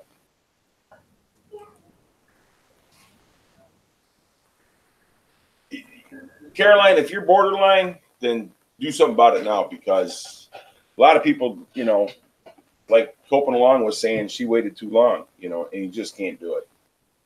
and I'm overweight. Well, I'm working on it. I can't think of the name of it. I don't have my pills here with me, but it starts with a G. Gabapentin? Not gabapentin. Gabaridin or something like that. Okay. Glipizide? No, I don't think that's it. It might be.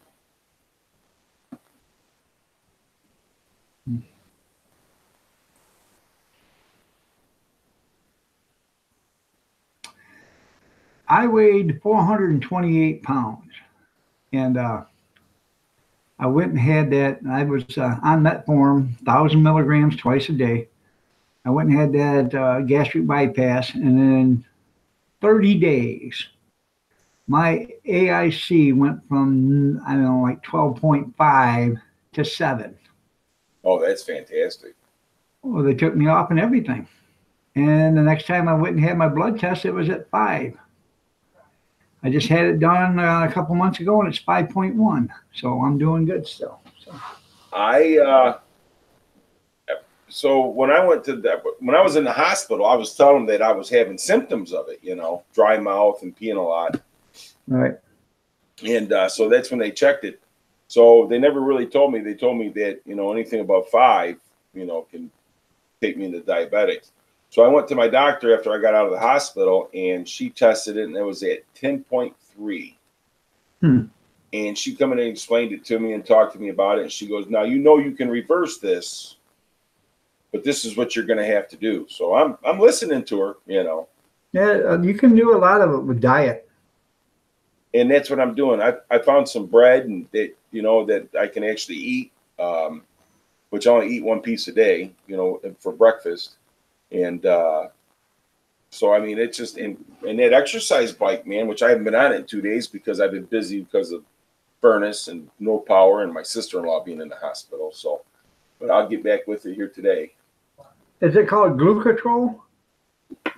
No. Hang on a minute. I'll tell you exactly what it is.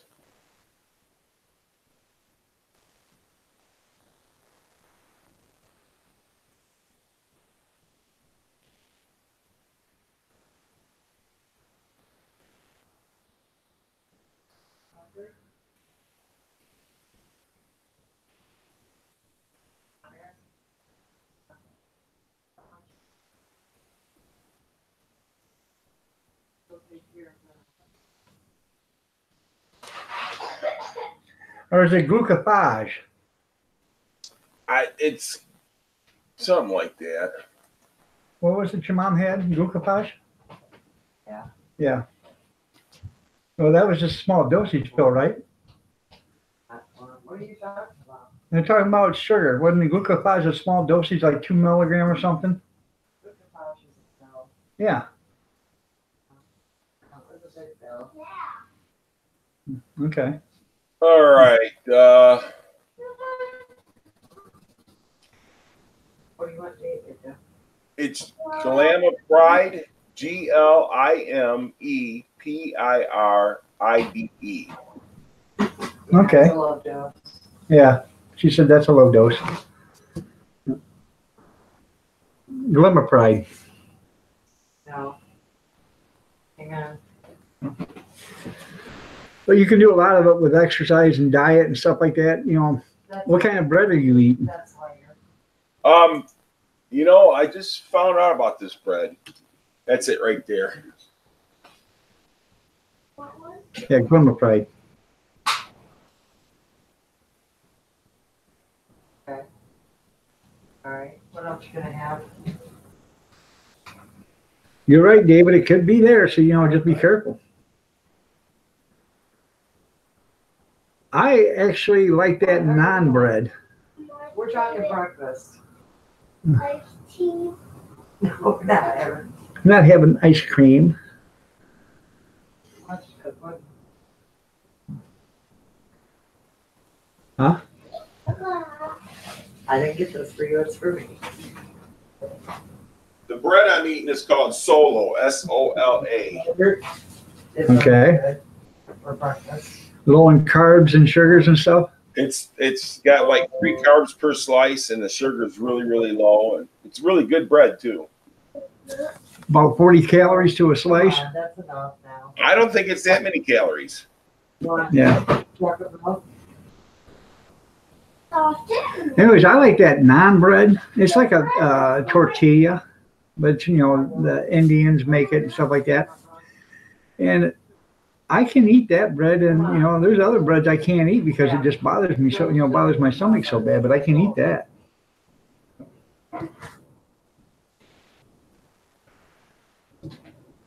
It is crunchy. Oh, come on. Yeah, it did help with my weight. You know, they want me to get the bariatric surgery because of my hernias. They said that they're going to keep coming out unless I lose the weight. You know, and so they want me to get the bariatric surgery like that. But my problem is I can lose the weight, keeping it off. How heavy are you, Mr. Mock? As of this morning, I am 339 pounds. Before I was 370. Okay, you're 339. You're about 45 pounds heavier than I am Now. now. Oh my goodness. Surgery. 330. And how tall are you? 6'3". 6'3". So you're 3 inches taller than me. It probably wouldn't hurt you to have that gastric bypass. And for me, you know, I was disabled to begin with. I couldn't walk, and the reason I had to have that bypass so I could lose enough weight to have surgery so I could get a new knee. No, he still works, so. But yeah, I know. Not everybody's disabled like you. I know. Mentally and physically, I'm sorry. Well, you know, But anyways, touched. I know you'd be off work for like 6 weeks, and it probably would have been a good time to do it when you had your hernia surgery done. Well, but at the time is I had that twisted intestine. That's why they did the hernia surgery like they Right. did. So, but I still have one that needs to be fixed, and he says I don't want to do it until after you lose the weight and have that surgery. You know, but if I lose the weight, they're not going to give me the surgery. Yeah, if you lose the weight, you probably your hernias would probably be you know, a lot better off too. Oh, well, yeah, but it's what it is that they'll hold in better. Now, where's your hernia at? Well, one was to the left of my belly, which is the one at the belly button that they just fixed on the lower part of my stomach, and one is just like below my chest in the middle. Oh, so you got a high hedal. Yeah, whatever. I guess. Well, that's what that's called, is a high hedal hernia. It's up here in your sternum. Right. And when they do, the doctor will tell you most of your gastric bypass surgeries, about 80% of when they go in to do a gastric bypass surgery, they have to fix a high hedal hernia in about 80% of the people. You know, a lot of people don't even know they have one there. I had one. They had to fix it. The only reason I knew I had that is because he tried to fix it before. Right. But I had an umbilical hernia back in 2005, and I was sitting there picking up these great big toters full of grass because we recycled, you know, compost. But they didn't have the toter dumper. I was the toter dumper because I was the biggest guy there and the strongest guy there, so I was the toter dumper. Well, this toter dumper broke down one day and blew out his guts. So, but I had an umbilical hernia, and when I went to get it fixed, they ended up, they took my belly button completely out because I don't have a belly button no more. And they had to fix it. They had to put in a big mesh to keep everything in there. And, you know, when they did the surgery, the gastric bypass, they told me everything looked good in there. You know, the mesh looked like it did its job and everything. So that was a good thing. An iced tea. So, but if you were, Iced tea with a button. no, I don't have a belly button. Can I see it? Come here. Hey. Only reason you don't have a belly button, I think, dog, is because you're truly an alien. Because I'm what? You're truly an alien? Yeah. Yeah. What planet are you from, dog? Yeah. Yeah, they took my belly button, and that was something. But I gained like 120 pounds when I went on the disabled list because I couldn't walk, and that's why they had to do this surgery so I could get a. I went into the hospital, had a knee scope done. I walked into the hospital, my knee was flopping all over the place. My meniscus, I had 3 meniscus that were torn. And so you have no control. That knee just flopped wherever it wanted to go. But I managed with it for months. I was walking. And I went in there, they looked at it, and they said, well, we're going to have to do a scope. And we're going to fix, the meniscus tears and everything. And I walked in 4.5 years, I didn't walk after I come out of the hospital. I couldn't straighten my leg, couldn't bend it, couldn't do nothing with it. And every time I go to the doctor, he would drain, I don't know, full syringe full of fluid out of it. Well, you're building a lot of fluid in there. That could be the problem. So, yeah. So I quickly found out this guy was a schmuck. Yeah, and I hurry up and fast eating. Yeah, hurry up and fast eating. I found out this guy was a schmuck, even though he did a hip replacement for my mother-in-law, and she worked out good. I'd never go back to this guy again. So. Okay, go. But anyways, then I went to this other doctor, and he told me I had to lose 100 pounds before to even do it. So I did lose 100 pounds, made an appointment. He walked in there, had the surgery at 7:30 in the morning. At 1:30, I was in my bed. At 3:30, I was up with a walker walking to the bathroom. I bet you that felt good. Yeah, the next day I walked 652 feet from my room to the end of the hallway and back to the room. Then and I also did 3 flights of stairs. So I went up 3 flights and come down 3 flights.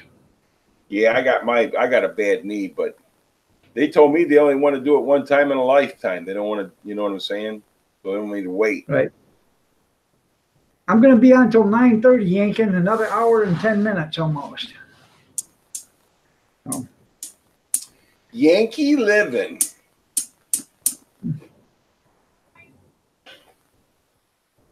Yeah, it sucks. Yeah. Well, I've got a new knee and I got a new hip, both on the same side. I got the new knee in, was doing fine, was walking and everything, went through rehabilitation, did everything great. About 5 months after I got the new knee, my hip started hurting. And I said, hey, there's something going on with my hip. They x-rayed it, couldn't see nothing. I went to an orthopedic or rheumatoid arthritis place, and they said, well, you got some degeneration there, so deterioration. And then I went back to orthopedic and said, hey, look at their x-rays. And he said, well, it shows a little bit there. And then they sent me for an MRI, and I got the MRI done, and he called me when he got the results, said, I need you in here tomorrow. So I went in there the next day, and he said, I don't know how you're walking because that thing's damn near powder by the way the MRI looks. Son of a gun. Yeah, so they went in, replaced my hip, and I never did go to rehabilitation. 2 weeks after the surgery, I was in the office getting a checkup. He said, how you doing? I said, well, this thing's split wide open. I'm still bleeding every once in a while. So they looked at it, and they put another staple in it. And, he said, how's rehabilitation? I said, you didn't send me to rehabilitation. He said, you seem to be getting along pretty good. I said, yeah. Well, in the 6 weeks, I went in there walking with a cane, and in 8 weeks, I went in there walking without one. So he said, that's awesome. You need any rehabilitation. So, yeah. But now I need another knee, and I'm probably going to need another hip on the other side. So. Coping along. Kathy, you have a great day. All right, you take care, Coping. Have a great one.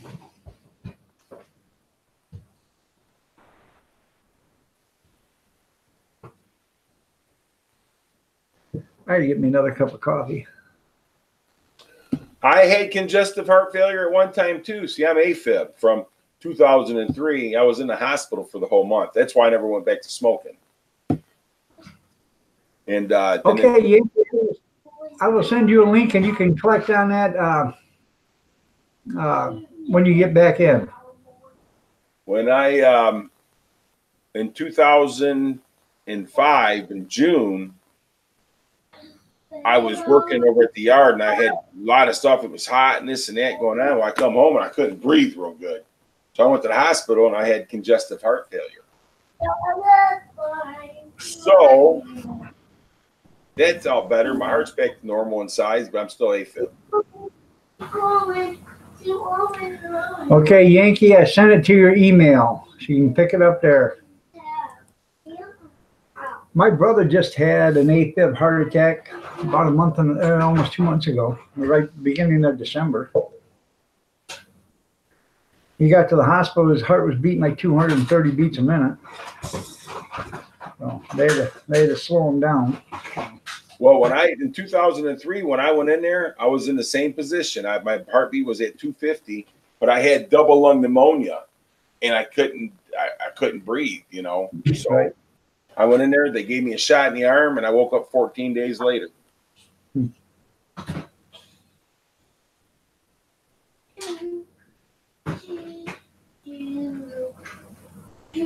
Well, that's good. You're doing good there, Caroline. I gotta give me a cup of coffee. I'll be right back. Left side, congestive heart failure. I had to get an ICD pacemaker. See, I never had to get a pacemaker, but I mean, in time, I'm probably going to have to. But if I lose the weight, maybe that'll help me. I graduated from high school. I weighed 165 pounds. I don't know what happened. I blame it on the wife.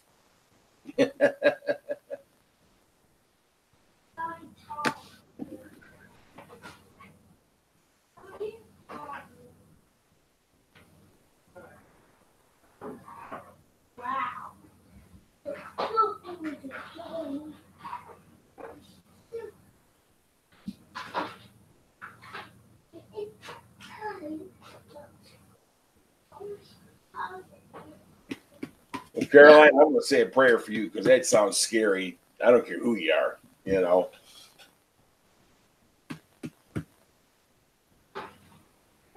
98 pounds. When I met my wife, I was 170 and she weighed 110. She's 5'3". Oh, those were the days.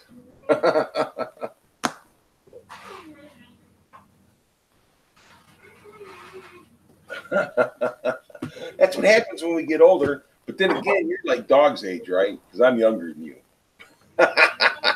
By 2 years, what does that mean, right? I always felt after a certain age didn't matter no more.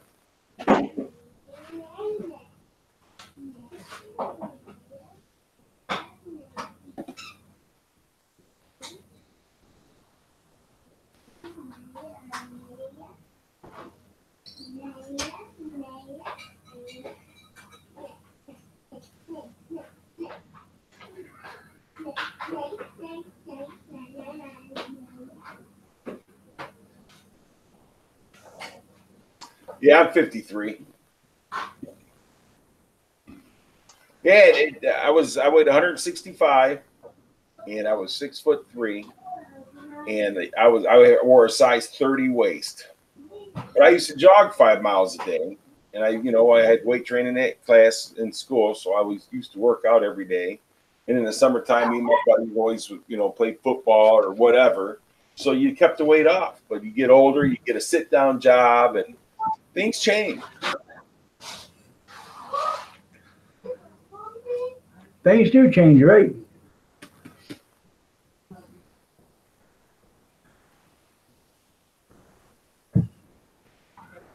I weighed 98 pounds at graduation too, Caroline. Kindergarten. Yeah, that's funny. I weighed 165 when I met my wife. Then we got pregnant, and then by the time we got married, I was 215. Well, and that has a lot to do with it too, because my wife, my first son was my girlfriend in high school, so I didn't gain no weight then. I didn't live with her. But when my wife got pregnant, What she ate, I ate.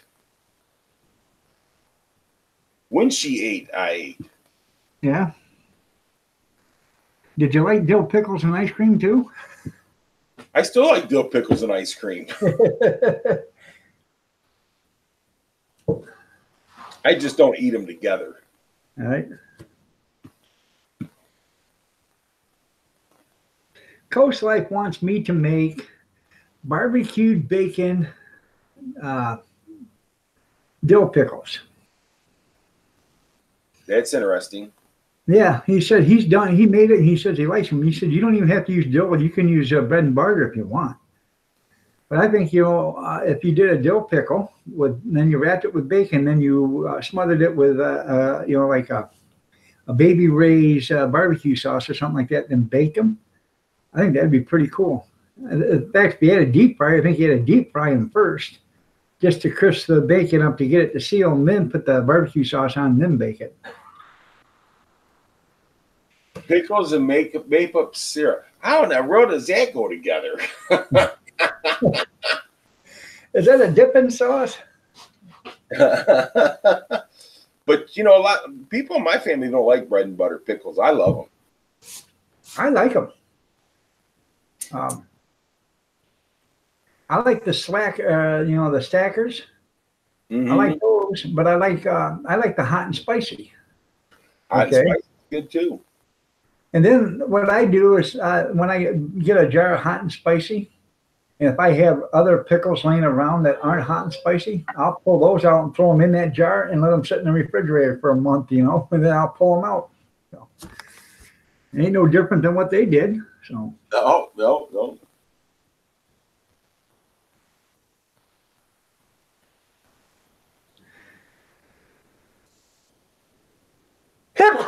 Excuse me. Bless you. Bless you. Thank you.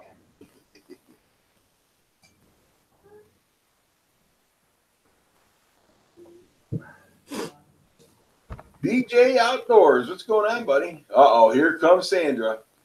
Pickled, wrapped, and deli sliced, hand wrapped. See, I like using cream cheese, Sandra. There you go. That sounds pretty cool. Oh, yeah.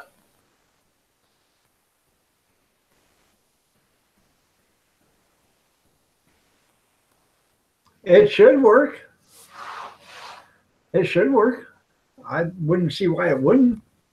Yeah, I've never used OBS with Google like that, so I don't know. Yeah, well, In fact, I think it is hooked up with Google, so he should have no problem. it should work because I don't use OBS, but I've been on other people's panels, and they've been running OBS, so it should work both ways, I would think. No. Dog, how much snow did you get, buddy? We got like 3 inches down here, but it was mainly ice. Yeah, it's same with us. We only got about 2 inches of snow, but the ice is thick.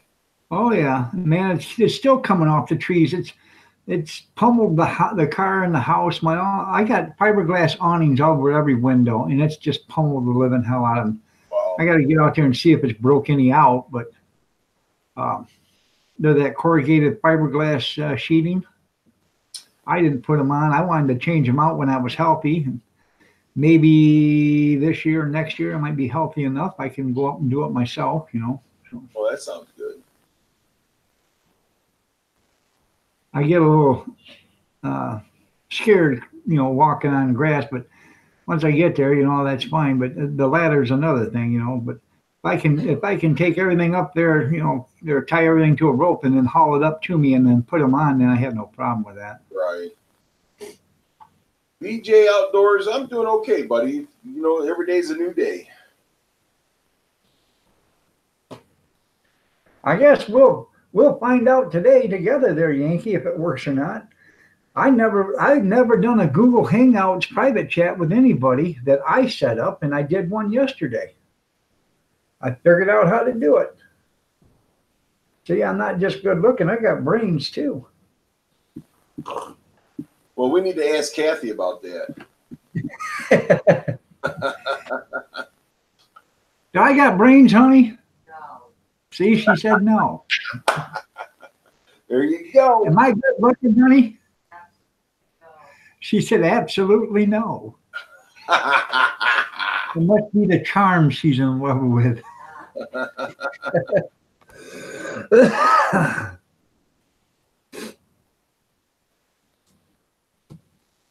I said tomorrow will be 36 years we've been together.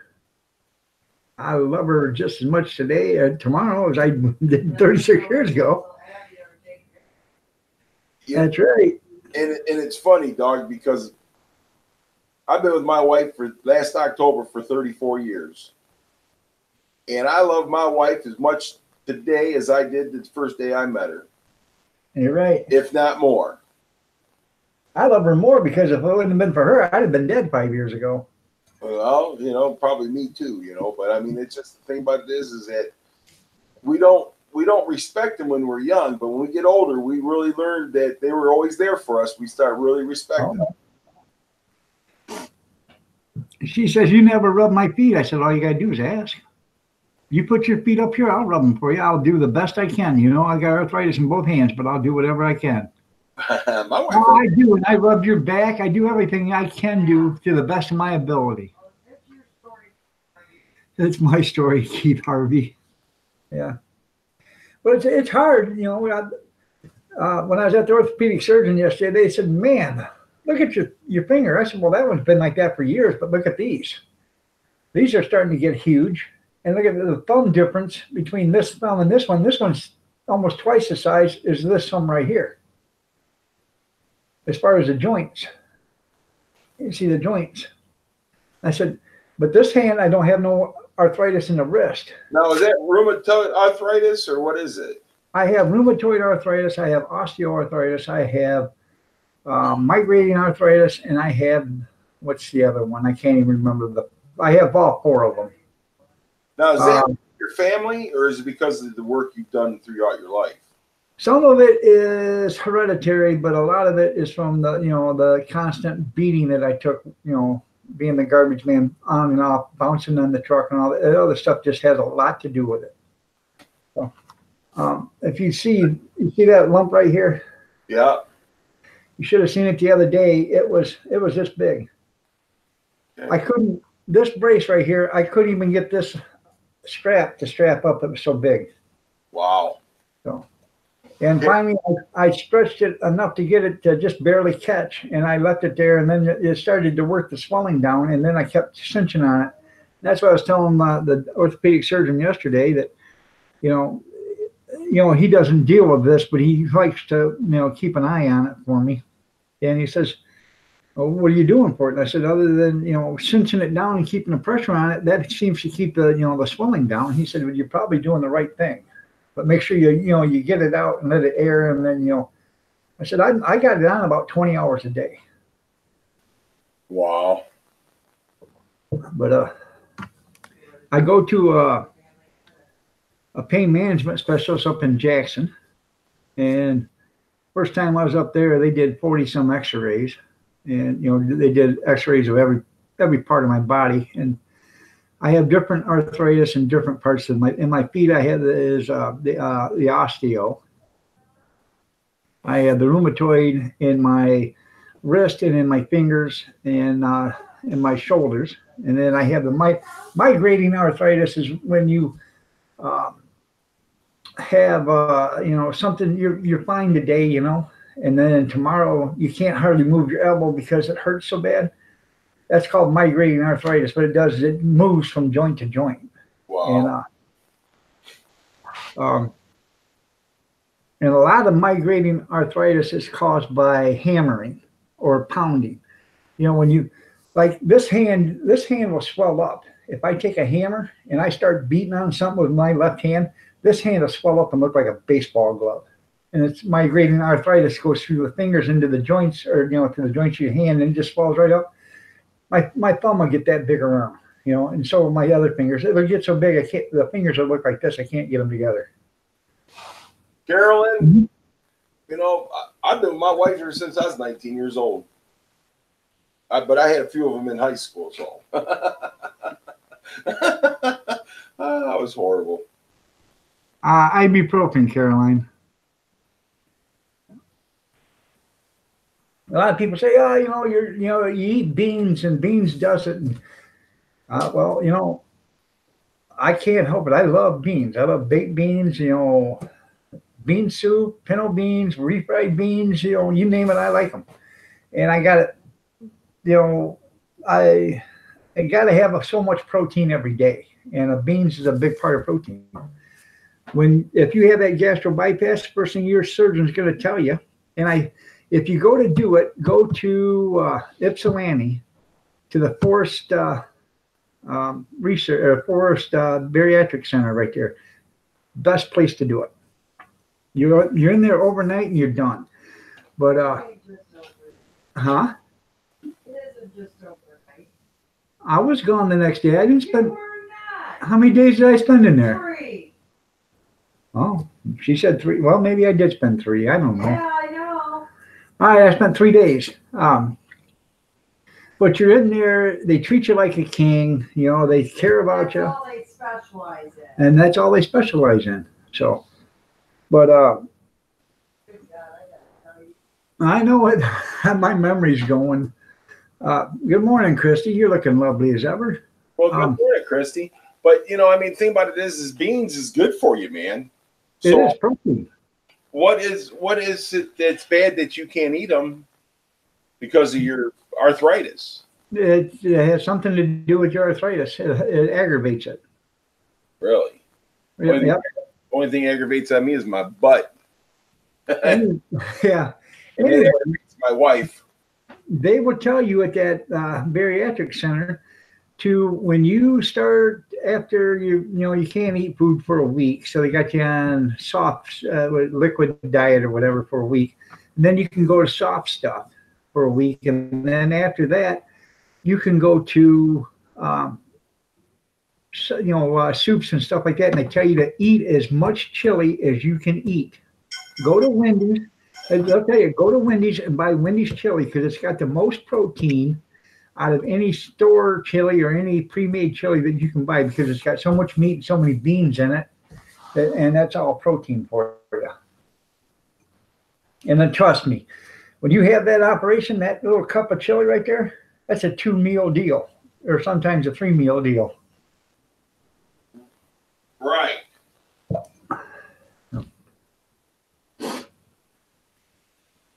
Good morning, Redneck. How are you doing? Nice to have you here.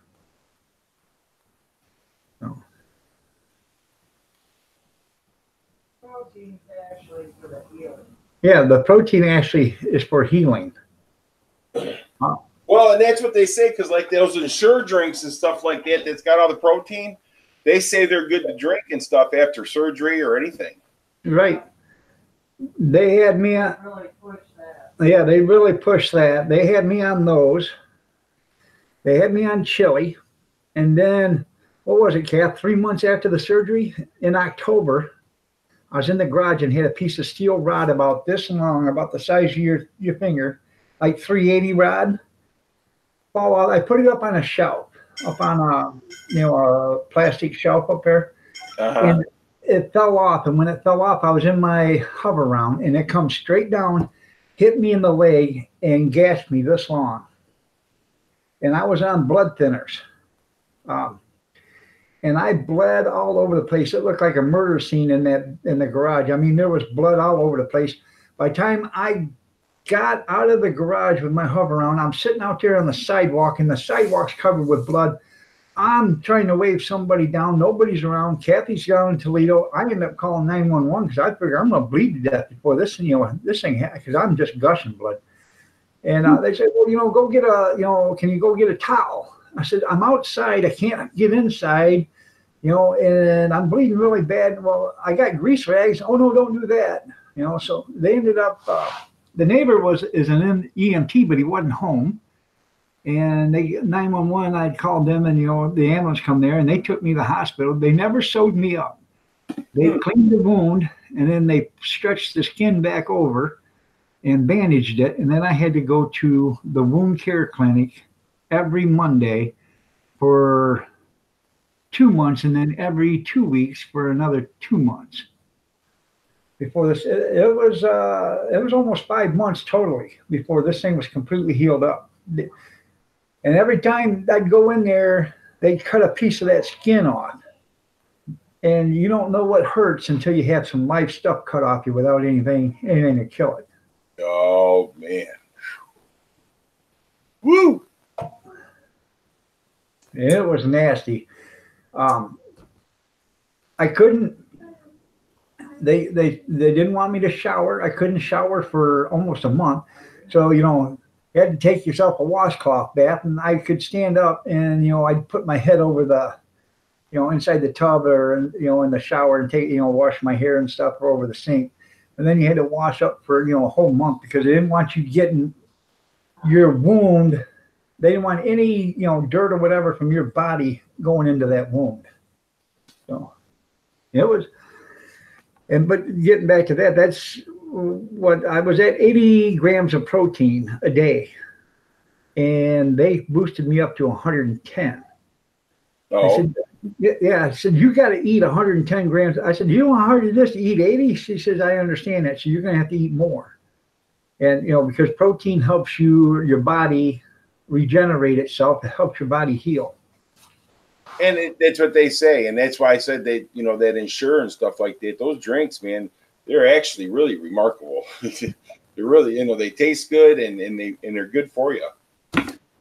I was buying them. We bought them at Sam's Club, Kath, for about a case of them at Sam's Club, I think it was.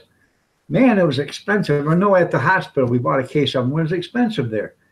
I went to the food auction that we normally go to, and hell, they had them down there, and I got them for the third of the price. So I bought a couple of cases of them. Oh.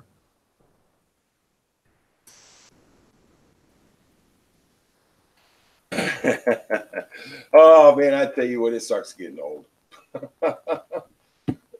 And when we was younger growing up, dog, we never thought about being in this kind of shape. I was always active and stuff like that. So I mean, I always thought I'd be in good shape, but shoot, man, I've been through the ropes. Yeah, I know the feeling. I was actually in pretty good shape till I hit about 32. I was 40 was my a little overweight, but I was still in good shape. Yeah, 40 was my magic number. When I quit smoking in 2008. I was 28 years old. I mean, I'm sorry. Yeah, 2008. I was 28 years old. I quit smoking, quit drinking, quit doing everything. And I weighed 225 pounds. When I hired into Detroit Diesel 5 years later. No, you mean 2003, you were 28 years old. No. I had that all screwed up. 28 years old, it would have been in the 90s. Yeah. And so I quit smoking and drinking it when I was 28 years old. I was 225. When I hired in Detroit Diesel 5 years later at the age of 32, which was 1998, when I stepped on the scale, I was 330. Huh. So just smoking and drinking and all that good food afterwards. Because, when you quit smoking, food tastes great. So now I'm getting close to where I was when I hired in at Diesel in 98. So now I got to keep going back. Right. Well, that's good there, Redneck. Hopefully it's working out for you really good. Yeah, like they say, the 50 now is the new 30. So. Oh, yeah. Yeah. They tell that to me now because I'm 55 and I feel like 70. Sometimes I get up in the morning, I ask my dad if I'm as old as he is yet. Well, we used to say, when in the garbage business, because you work from dark to dark 30 every day, somebody say, how long you worked there? I worked there 3 years, one summer. Just work a 40-hour week. Back then, when I first started, there was no limitations. It was nothing for me to work 80, 85, 90 hours a week. Easy. Well, and, when you work for yourself, I worked at the junkyard with my dad. We worked there. There's times that I went home in the morning to take a shower and eat breakfast to go back to work because we had to fix the loader or something. You know what I mean? Yep. So we worked. Oh, I completely understand that.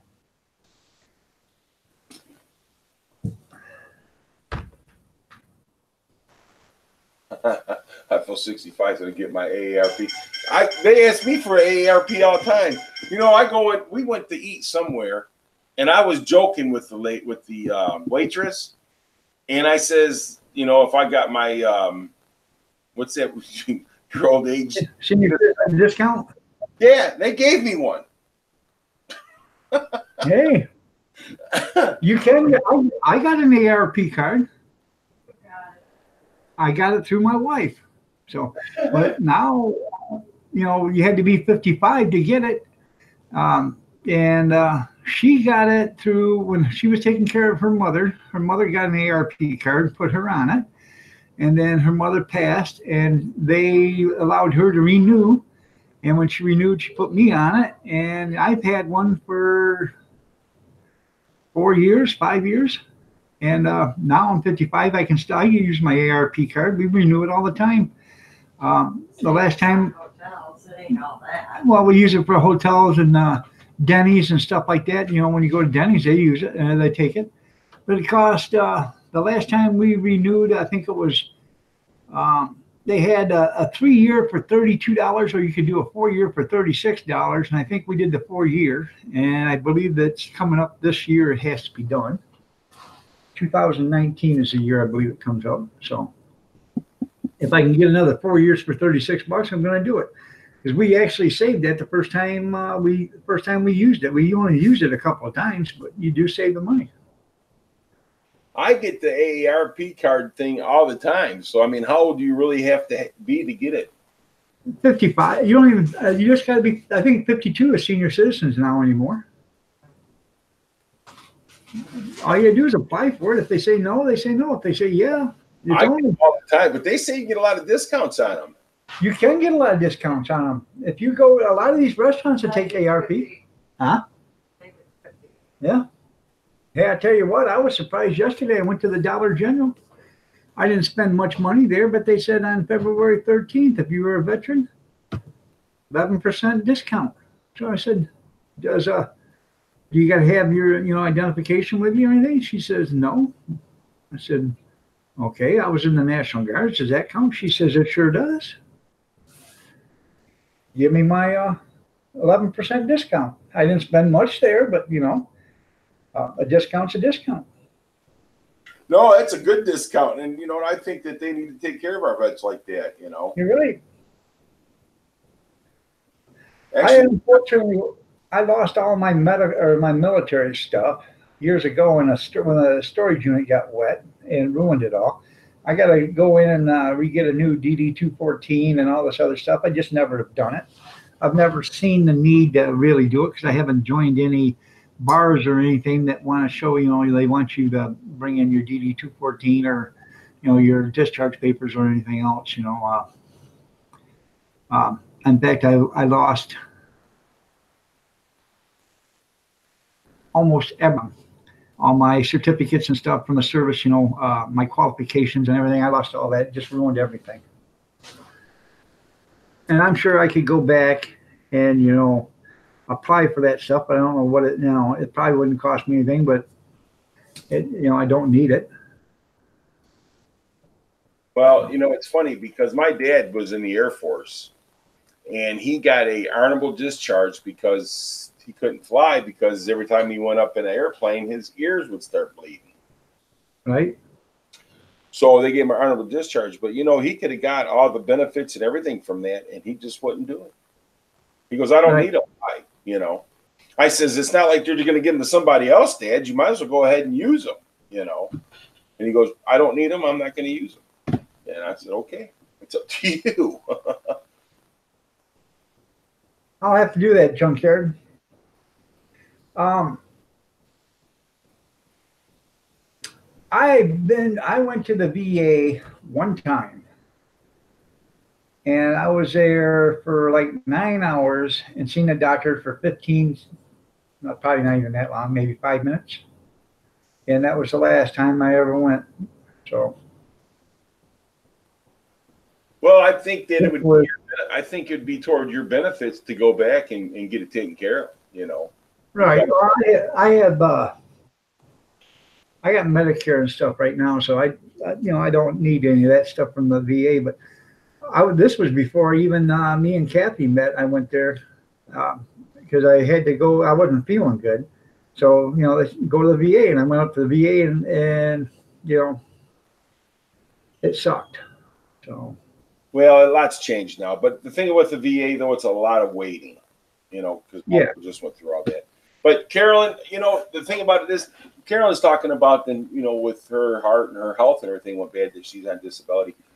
Back in 2003, when I was in the hospital, when they first found out that I was AFib and this and that, they walked in there and had my papers right there, told me to sign right then and there for disability. And I looked at the lady and I says, "No, I'm going back to work." She goes, "No, you're not. You're done. You're not going back to work." I says, "I'm not going home to die either. I'm going back to work." And 11 months later, I was back to work. You know what she told me? She told me, she goes, "You're the first person I ever seen to turn this down." Well, I said, "You can't have nothing on disability." I wasn't feeling good one day. And I got out of the truck and I couldn't walk. My left leg was just killing me. And, it was killing me all the way up my back. And I'd already been to work, I don't know, 10, 12 hours, or almost 12 hours. I said, "Hey, I'm leaving. I got to go." I can't get into the doctor, but I'm going to the hospital and have them check me out. So I went to the hospital and I hobbled up in there and they did some x-rays and stuff. "You got sciatica. Take tomorrow off." So I called work and said, "Hey, I'm going to be off tomorrow. I got sciatica. They told me to take tomorrow off." "Oh, go ahead, Keith. We understand." Yeah, they understand. "I'll see you Wednesday." So Wednesday morning, I went to work and I worked 9 hours. And I said, "Hey, I'm starting to hurt now. I'm going home." "Hey, no problem. We know you don't feel good." Went home and I couldn't move. I called them up and said, "Hey, I'm not going to be in tomorrow. I just can't. This is just killing me. Take tomorrow off. That's fine." Thursday, I said, "Hey, I'm feeling a lot better. I'll be in tomorrow." "Well, come in at 8:30. This is Friday morning. Come in at 8:30. We got something we want you to do." So I went in at 8:30 and I said, "What do you want me to do?" And they said, "We want you to go with Eric. He's going to take you down to St. Vincent's Industrial Medicine." Now, you know what St. Vincent's Hospital is down in Toledo, don't you? I've heard of it, yeah. That's probably one of the best hospitals in Ohio. So they took me down there to St. Vincent's and I walked into their industrial area and their doctor come in, started looking at me, tested me out. And she says, "I don't know who the doctor that passed your last medical card, but they had to be arrested." I said, "Why is that?" She says, "There is no way this just happened in the last year. Your body is completely shot. Your nerves are gone. You can't hardly hear. You're losing your vision. Your feeling's gone, and you got numbness in your fingers and stuff. This all just didn't happen." She says, "As far as I'm concerned, I'm revoking your medical card right now, which means you can't work." I walked into St. Vincent's and I walked out. I walked into St. Vincent's employed. I walked out unemployed. Yeah, see, I wasn't like that though. I was AFib, and you know how many people in this world are AFib, and they want to put their disability. Man, I'm like, no, this ain't gonna happen. But I got sciatic, my back and everything like that. I get FMLA for it, but that's not good either. But that's sciatic, man. I'm telling you what. There's times when the only place I'm comfortable is on the toilet. That way you can relieve yourself and stay. But that's what I'm saying though. I mean, I could weigh the toilet and I sit on the toilet. That's the only way that I'm comfortable. Sometimes when it flares up. Yeah, I sleep in a recliner. Even now, even after the surgeries and stuff, I sleep in a recliner because it's just easier for me to sleep that way. When I go in the hospital and have surgery, I hardly ever get any sleep unless they give me something to sleep because I cannot sleep laying flat or laying down like that. So, well, Caroline, my heart at one time was enlarged, but now it's back down to normal size. So, the only thing wrong with me is the AFib, and it's not because of the valve or anything. It's because of the electrical that goes to my heart.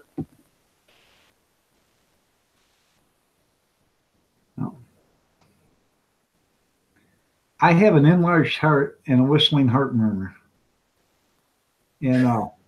A whistling heart murmur. What the hell's that? And when a heart, you know what a heart murmur is, don't you? Yes. It's a hole, and when fluid or whatever goes through it or whatever, it whistles. So you go. Okay, I hear what you're saying. So per the beat, it kind of whistles. Yep. Whistle Dixie. Yep.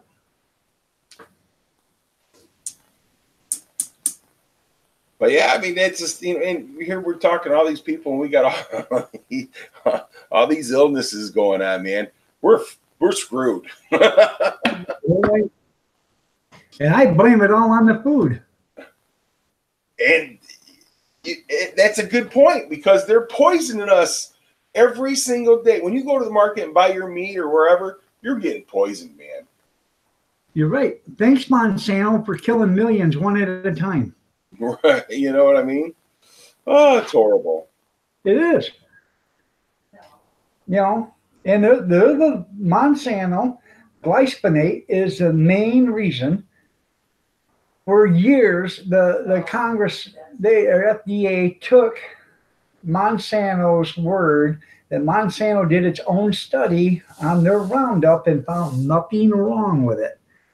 Isn't that funny how somebody else did a study on it? It took them years too, and because they wanted to be thorough and found out it's a leading cause of a carcinogenic.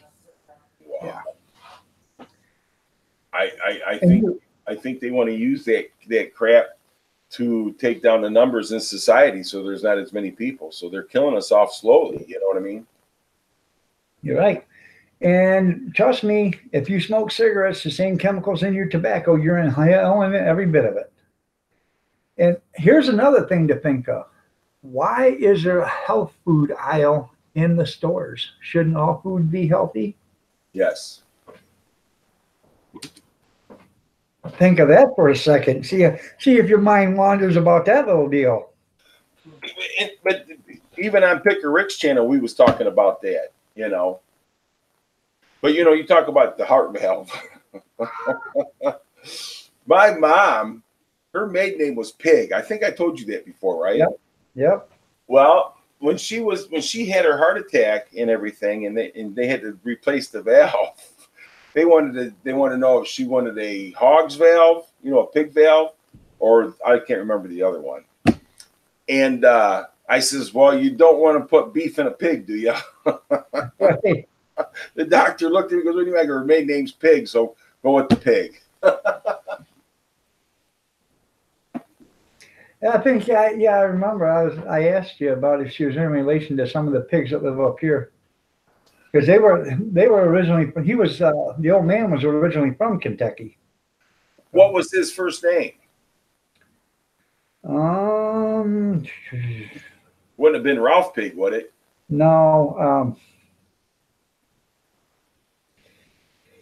Bobby Pig, Robert Pig. Well, Robert Pig was my uncle, but he was he passed away when he was in his 60s. Hang on a second, guys. This is the wife. I'll be right back. All right.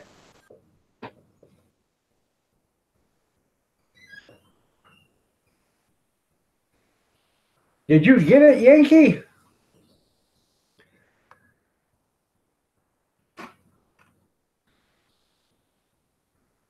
Psycho Ghost Trackers. Hey, how are you doing? Nice to have you here.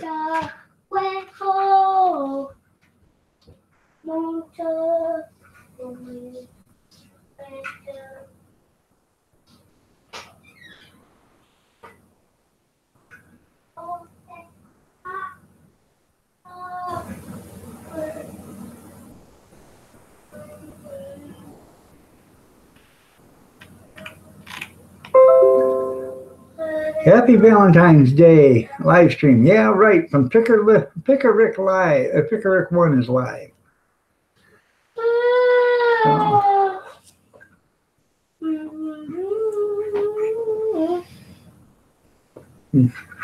All right, guys. Sorry about that. That's okay. The boss calls, you got to answer. Oh, yeah, that's my lovely wife. Boy, I love her more than anything. But, you know, the thing about it is that, yeah, I'm related to a lot of the pigs that's in Michigan. They were my mom's cousins and offsprings and stuff like that. But Robert pig was my mom's brother. But no, wait a minute. His name was Bruce Pig. Bruce. yeah, no, I don't know any Bruces. No. He would probably be about.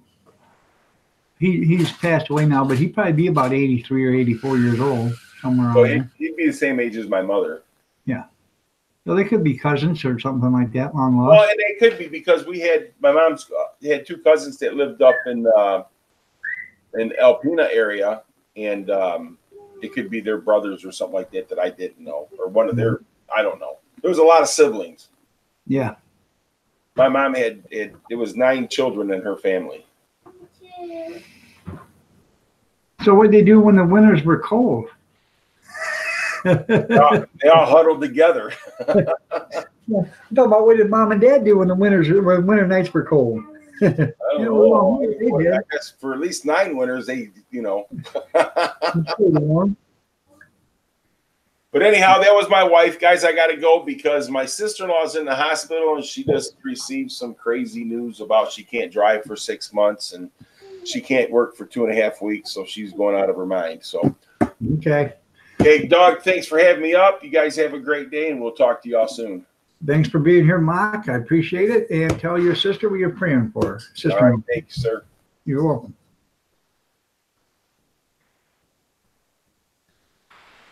Yankee Levin, are you there?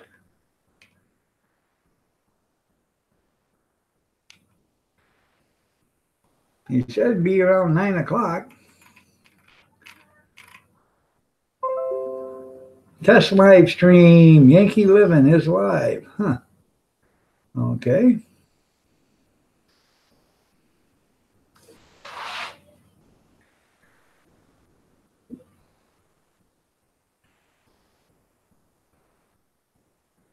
Oh, Yankee, if you can hear me. Let me see. I'll go to his test live stream, see if he's got it there.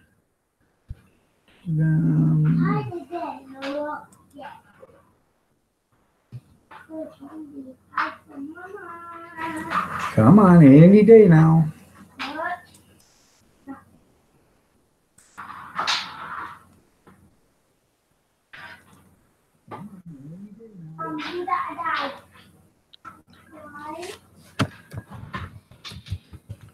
Okay, are you right there, dog? Oh, can you hear me? I can hear you. Can you hear me? Yeah, just a second. Let me see if I got you on the Hangouts. I'm looking at you too. Here you go. Go ahead. Your picture's not showing up though. Yeah, I'm wondering if I'm on Hangouts or on OBS. I've got it all screwed up here. I think you're on OBS because I'm not seeing you on Hangouts, but I can see you. I'm over and I can see you now. You just muted yourself or something.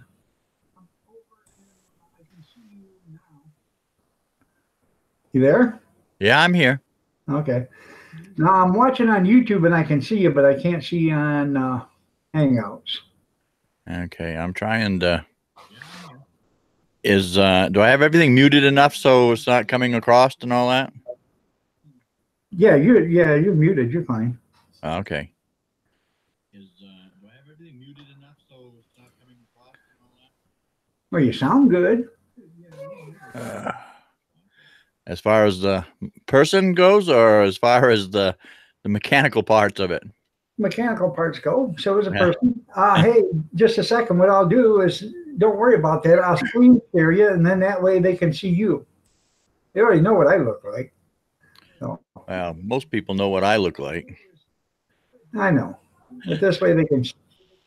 There you go. That way I can keep an eye on.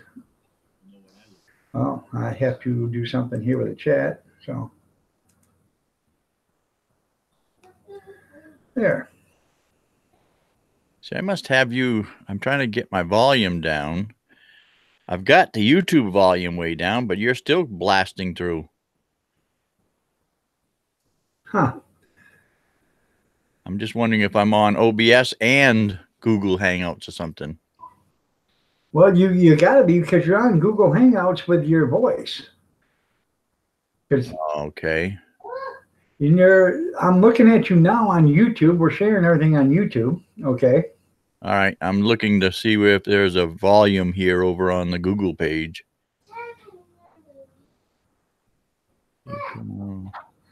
Turn camera on.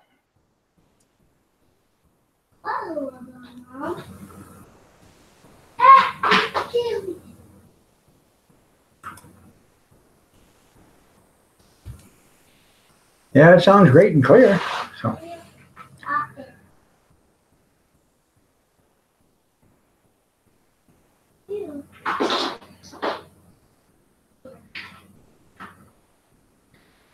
Now we ain't got no sound, period.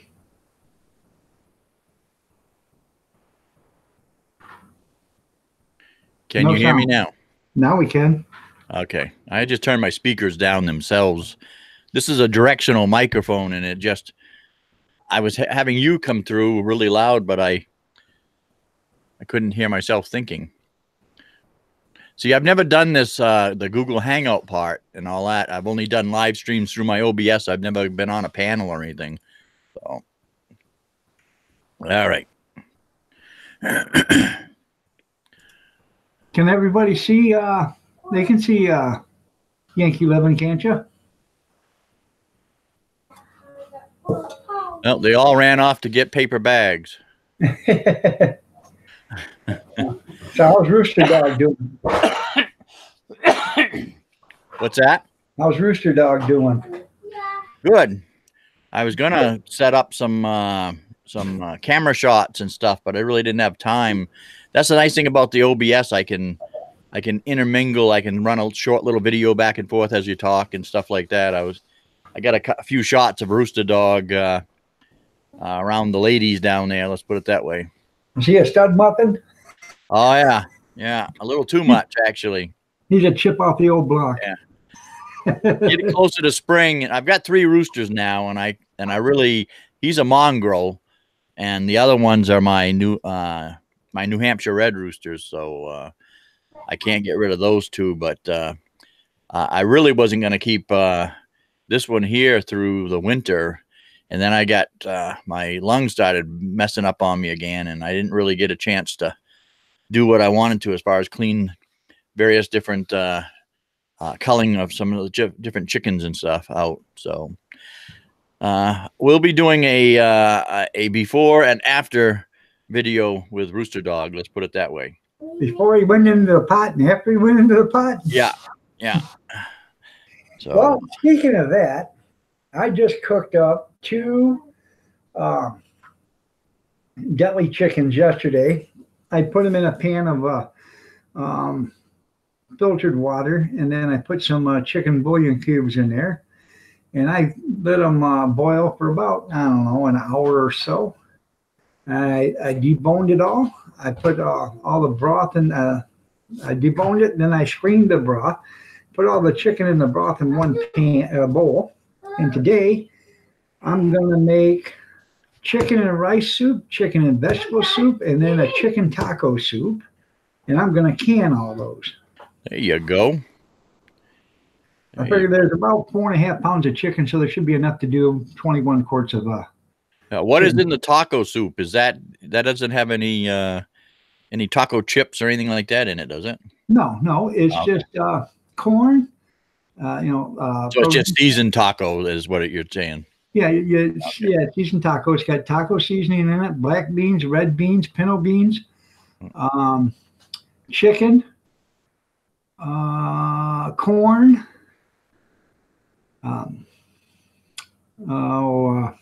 tomatoes, and green chilies.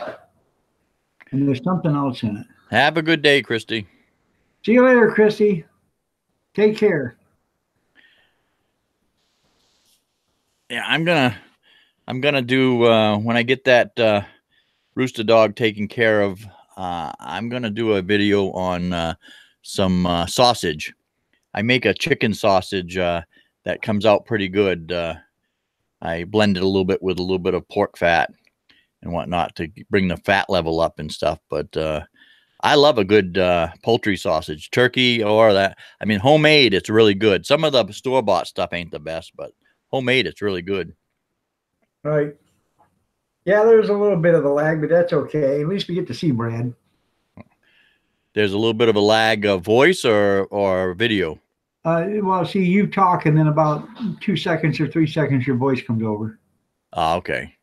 That's probably my dialing in on some OBS or something. Could be, but it's an old Godzilla movie to me. Yeah.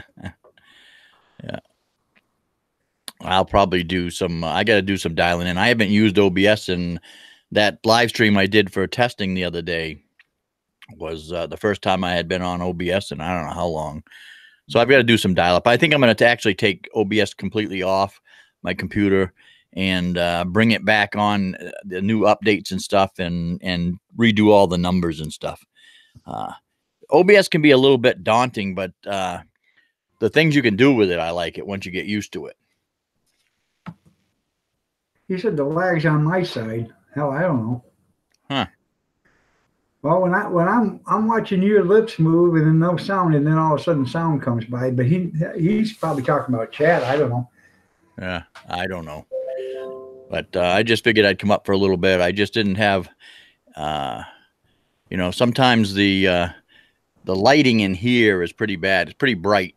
I've got one window in this room here. It's about a 16 by 16 room, but it's an attic room. You can see the wall behind me where that molding goes across. That's about 4 foot high right there. And then it goes up 7 or 8 feet straight to the top. But the overall length of the room, I've got a door at one end and a window at the other. And it's like about 15 and a half, almost 16 feet from one to the other. But just that one window for light. So if you open that up, the way my computer is set up and everything, it just floods the light in here and stuff. So what I really got to do is get artificial light in here and make this whole corner that I'm in here kind of more of a sound and sight type area that's a little bit better working wise as far as doing videos and stuff like that. Well, you can put that colored film on your windows, and then that way it'll yeah cut it down on the light. Yeah. But it's also pointing in the wrong direction too. I've got an area right straight ahead of me, just on the other side of the screen. I can actually get a couple stand lights for all my tripods and bounce it off the ceiling up overhead and kind of have it come back down. That helps quite a bit. In fact, that's pretty much the way it's doing right now. I've got the shade cocked at an angle. It's closest to the window on the left, but it's away from the window, being held open, and it's hitting the ceiling on that side, and it's bouncing back this way and whatnot. So, but I don't do an awful lot of live stream. I was going to start doing some live streams, but there's so many live streams out there. It's hard to not step on anybody's toes and whatnot, you know. And well, see, that's the thing. You can't worry about stepping on somebody else's toes there, Brad. Well, I know. The only thing I want to do is my live streams. I like to do. It's nice to have live streams just to talk about anything, but I think if I'm doing a live stream, I'll just keep it like at a half hour, maybe an hour or so, and have it themed. You know what I mean? So you come on and you talk about one or two things, and you know, like that and stuff. So right. It helps if you got a channel like mine, when I do a little bit of gardening, a little bit of chicken care, and various different things. And that way you have topics you can kind of swing back and forth on and whatnot. But right. How'd you guys get? You get a lot of snow, or? Well, we got like 3 inches of snow, but we got 1.5 inches of ice on top of it. Yeah, we had an ice a few days ago, but we got. They say we only got between 10 and 13 inches of snow, but see, on some of the videos, I don't know if you've noticed on my videos, like when I did the video with the snow blowing and stuff. If you look up on the right-hand side of the snow blowing down back toward the chickens, that's a big open field there. That's about, I don't know, 800-900, maybe 1,000 yards up to the neighbor's farm, way up at the top of the hill. That's all open. So when those storms come in, they come down across that field and just blow right into this area. So a 10-inch storm could turn into 3, 4, 5 foot snow drifts down there. Yeah. So, you know, a 3 or 4 inch storm could be 8, 9, 10, 12 inches, you know, in the yard. Right. Pain in the butt. Oh yeah, I bet. Yeah. We used to. That man. Huh? That man. No. Don't. Go. Go play, honey. Yeah, we used to live with an open field behind us. We used to get all sorts of snow. Wind would blow back here, man. It'd start piling up until, it started catching and stuff. And then all of a sudden, you got snow just that beat the band. Yeah. That stuff was fun when you were kids. Not so fun when you get older. No. I remember the blizzard of 78. We had to dig our way out of the house and then had to dig our way to the garage. And the garage was like 60 feet away from the house. So you had to dig your way to the garage. And then it had 2 double doors on it. Didn't have folding up doors. It had doors that had to swing open. So you had to dig all that out in order to get these 2 double doors open so you could get the snowmobile out. And then you had to dig a ramp so you could get the snowmobile up on top of the snow. Because it was 4 feet tall, you couldn't get the snowmobile up there. Yeah. So, now we worked, 5-6 hours before we could even get the snowmobile out of the garage. It was just a smart thing. There was a couple of snow shovels by the door when we started, because if they would have been in the garage, we'd have had a hell of a time. Yeah. So. Tell me if this comes across on the Google thing there. I've got a couple presets in here. Before I get rid of them, I'm going to wipe everything out. I want to make sure these work all right. Did that come through? Does that say live stream coming soon? Hold on. Yep. Okay. Coming soon. Yep. And that one comes through and everything? It's on your YouTube page. I have to stop so I can see if it's on the Google. Yeah. Well, I just want to make sure it was coming up. That's all. Yeah, it's coming up. Yeah. Let me stop and see if you're on the Google part. The trouble is with OBS and doing files and loading them in OBS.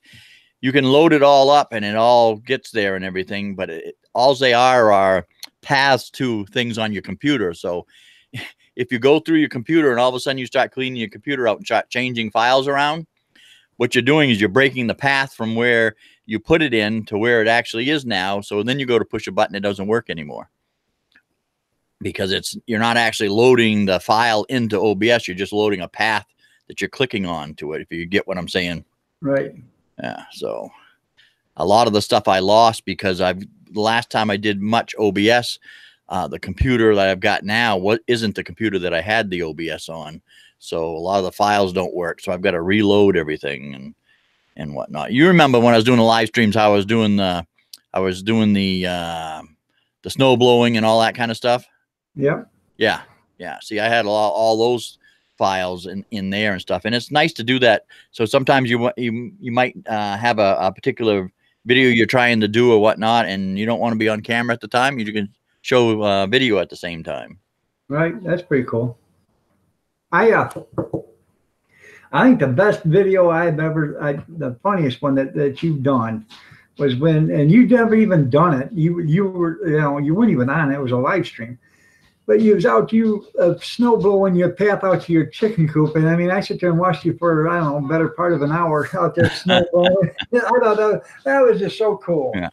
And the funny thing is, I do that every single snowstorm. I've got right now just a path out there that's 3 feet wide. Well, when I get done at the end of storms, that is 16 feet wide coming from the house, which is about 120 feet down to the barn. All the way down, I snow blow that all out. And then I go in behind the barn and into the chicken run and then back around again because I let my chickens out in the wintertime. And you've seen them out in the wintertime in the snow. Oh, yeah. So a lot of snow blowing, let's put it that way.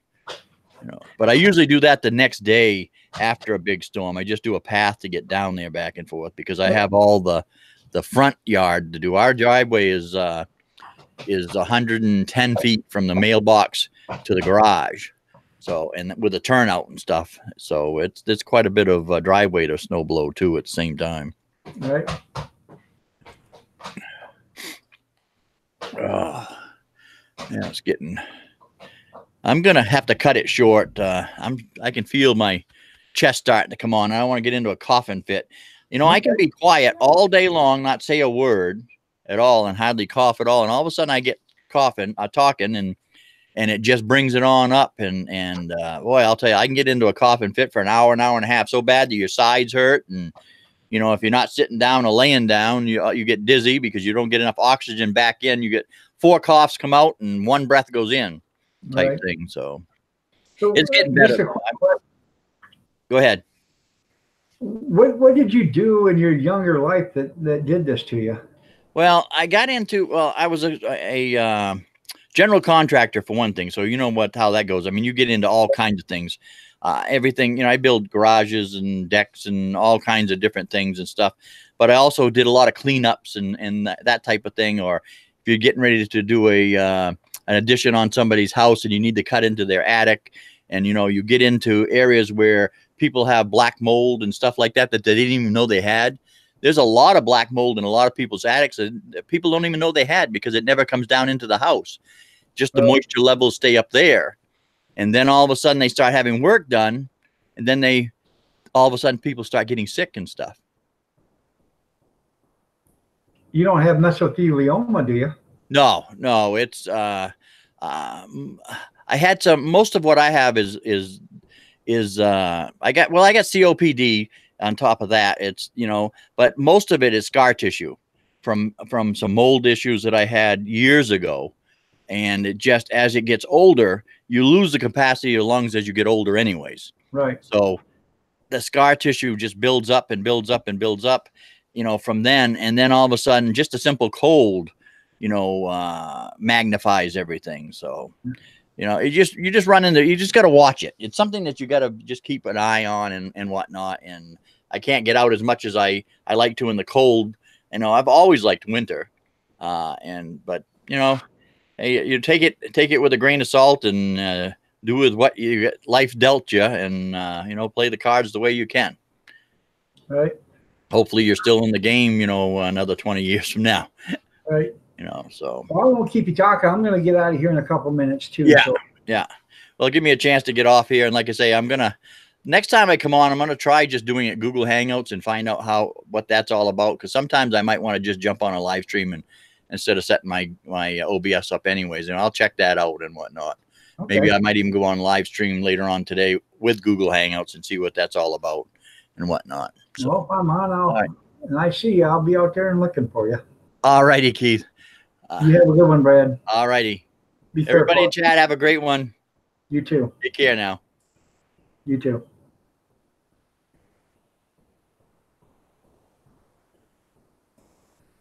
That was nice.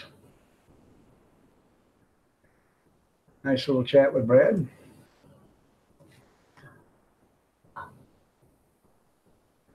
Can't wait for the rooster dog video. That'll be pretty cool. So, but I'm going to make I'm gonna make chicken rice soup, chicken vegetable soup, and chicken taco soup, and I'm going to can every bit of it. So I've got a bunch of that chicken stock made up, and chicken. I'm going to use my 16-quart stainless steel pan when I make it. I'm going to make everything, and then the rice and the vegetables I'm going to keep separate. So when I make the soup, I'm going to can it. I'll put the rice and I'll put the vegetables in one jar, or in one. Do it that way, and then I'll put the soup in there. Same way with the rice. I'll put that in the jar, then put the soup in with it. That way I can I can build 3 different kinds of soup without having to. My video is off.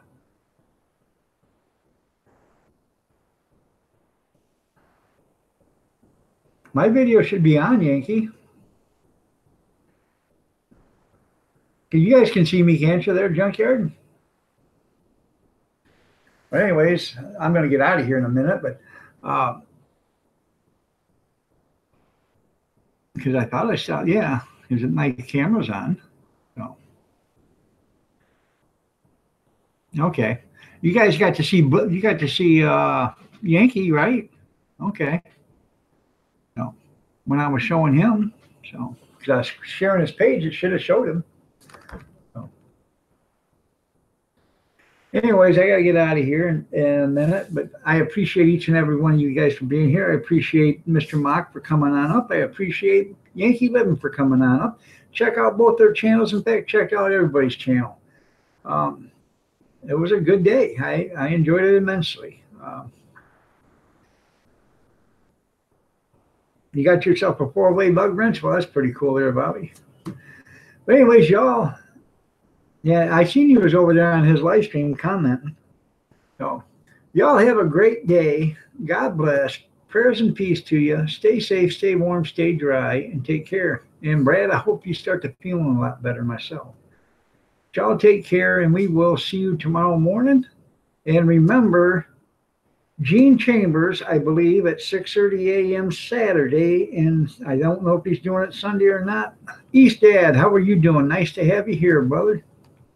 But Gene Chambers, 6:30 Saturday, and I believe Sunday he might be doing a live stream. He's gonna, Bobby's not doing a live stream this weekend, so Gene Chambers is gonna take his place.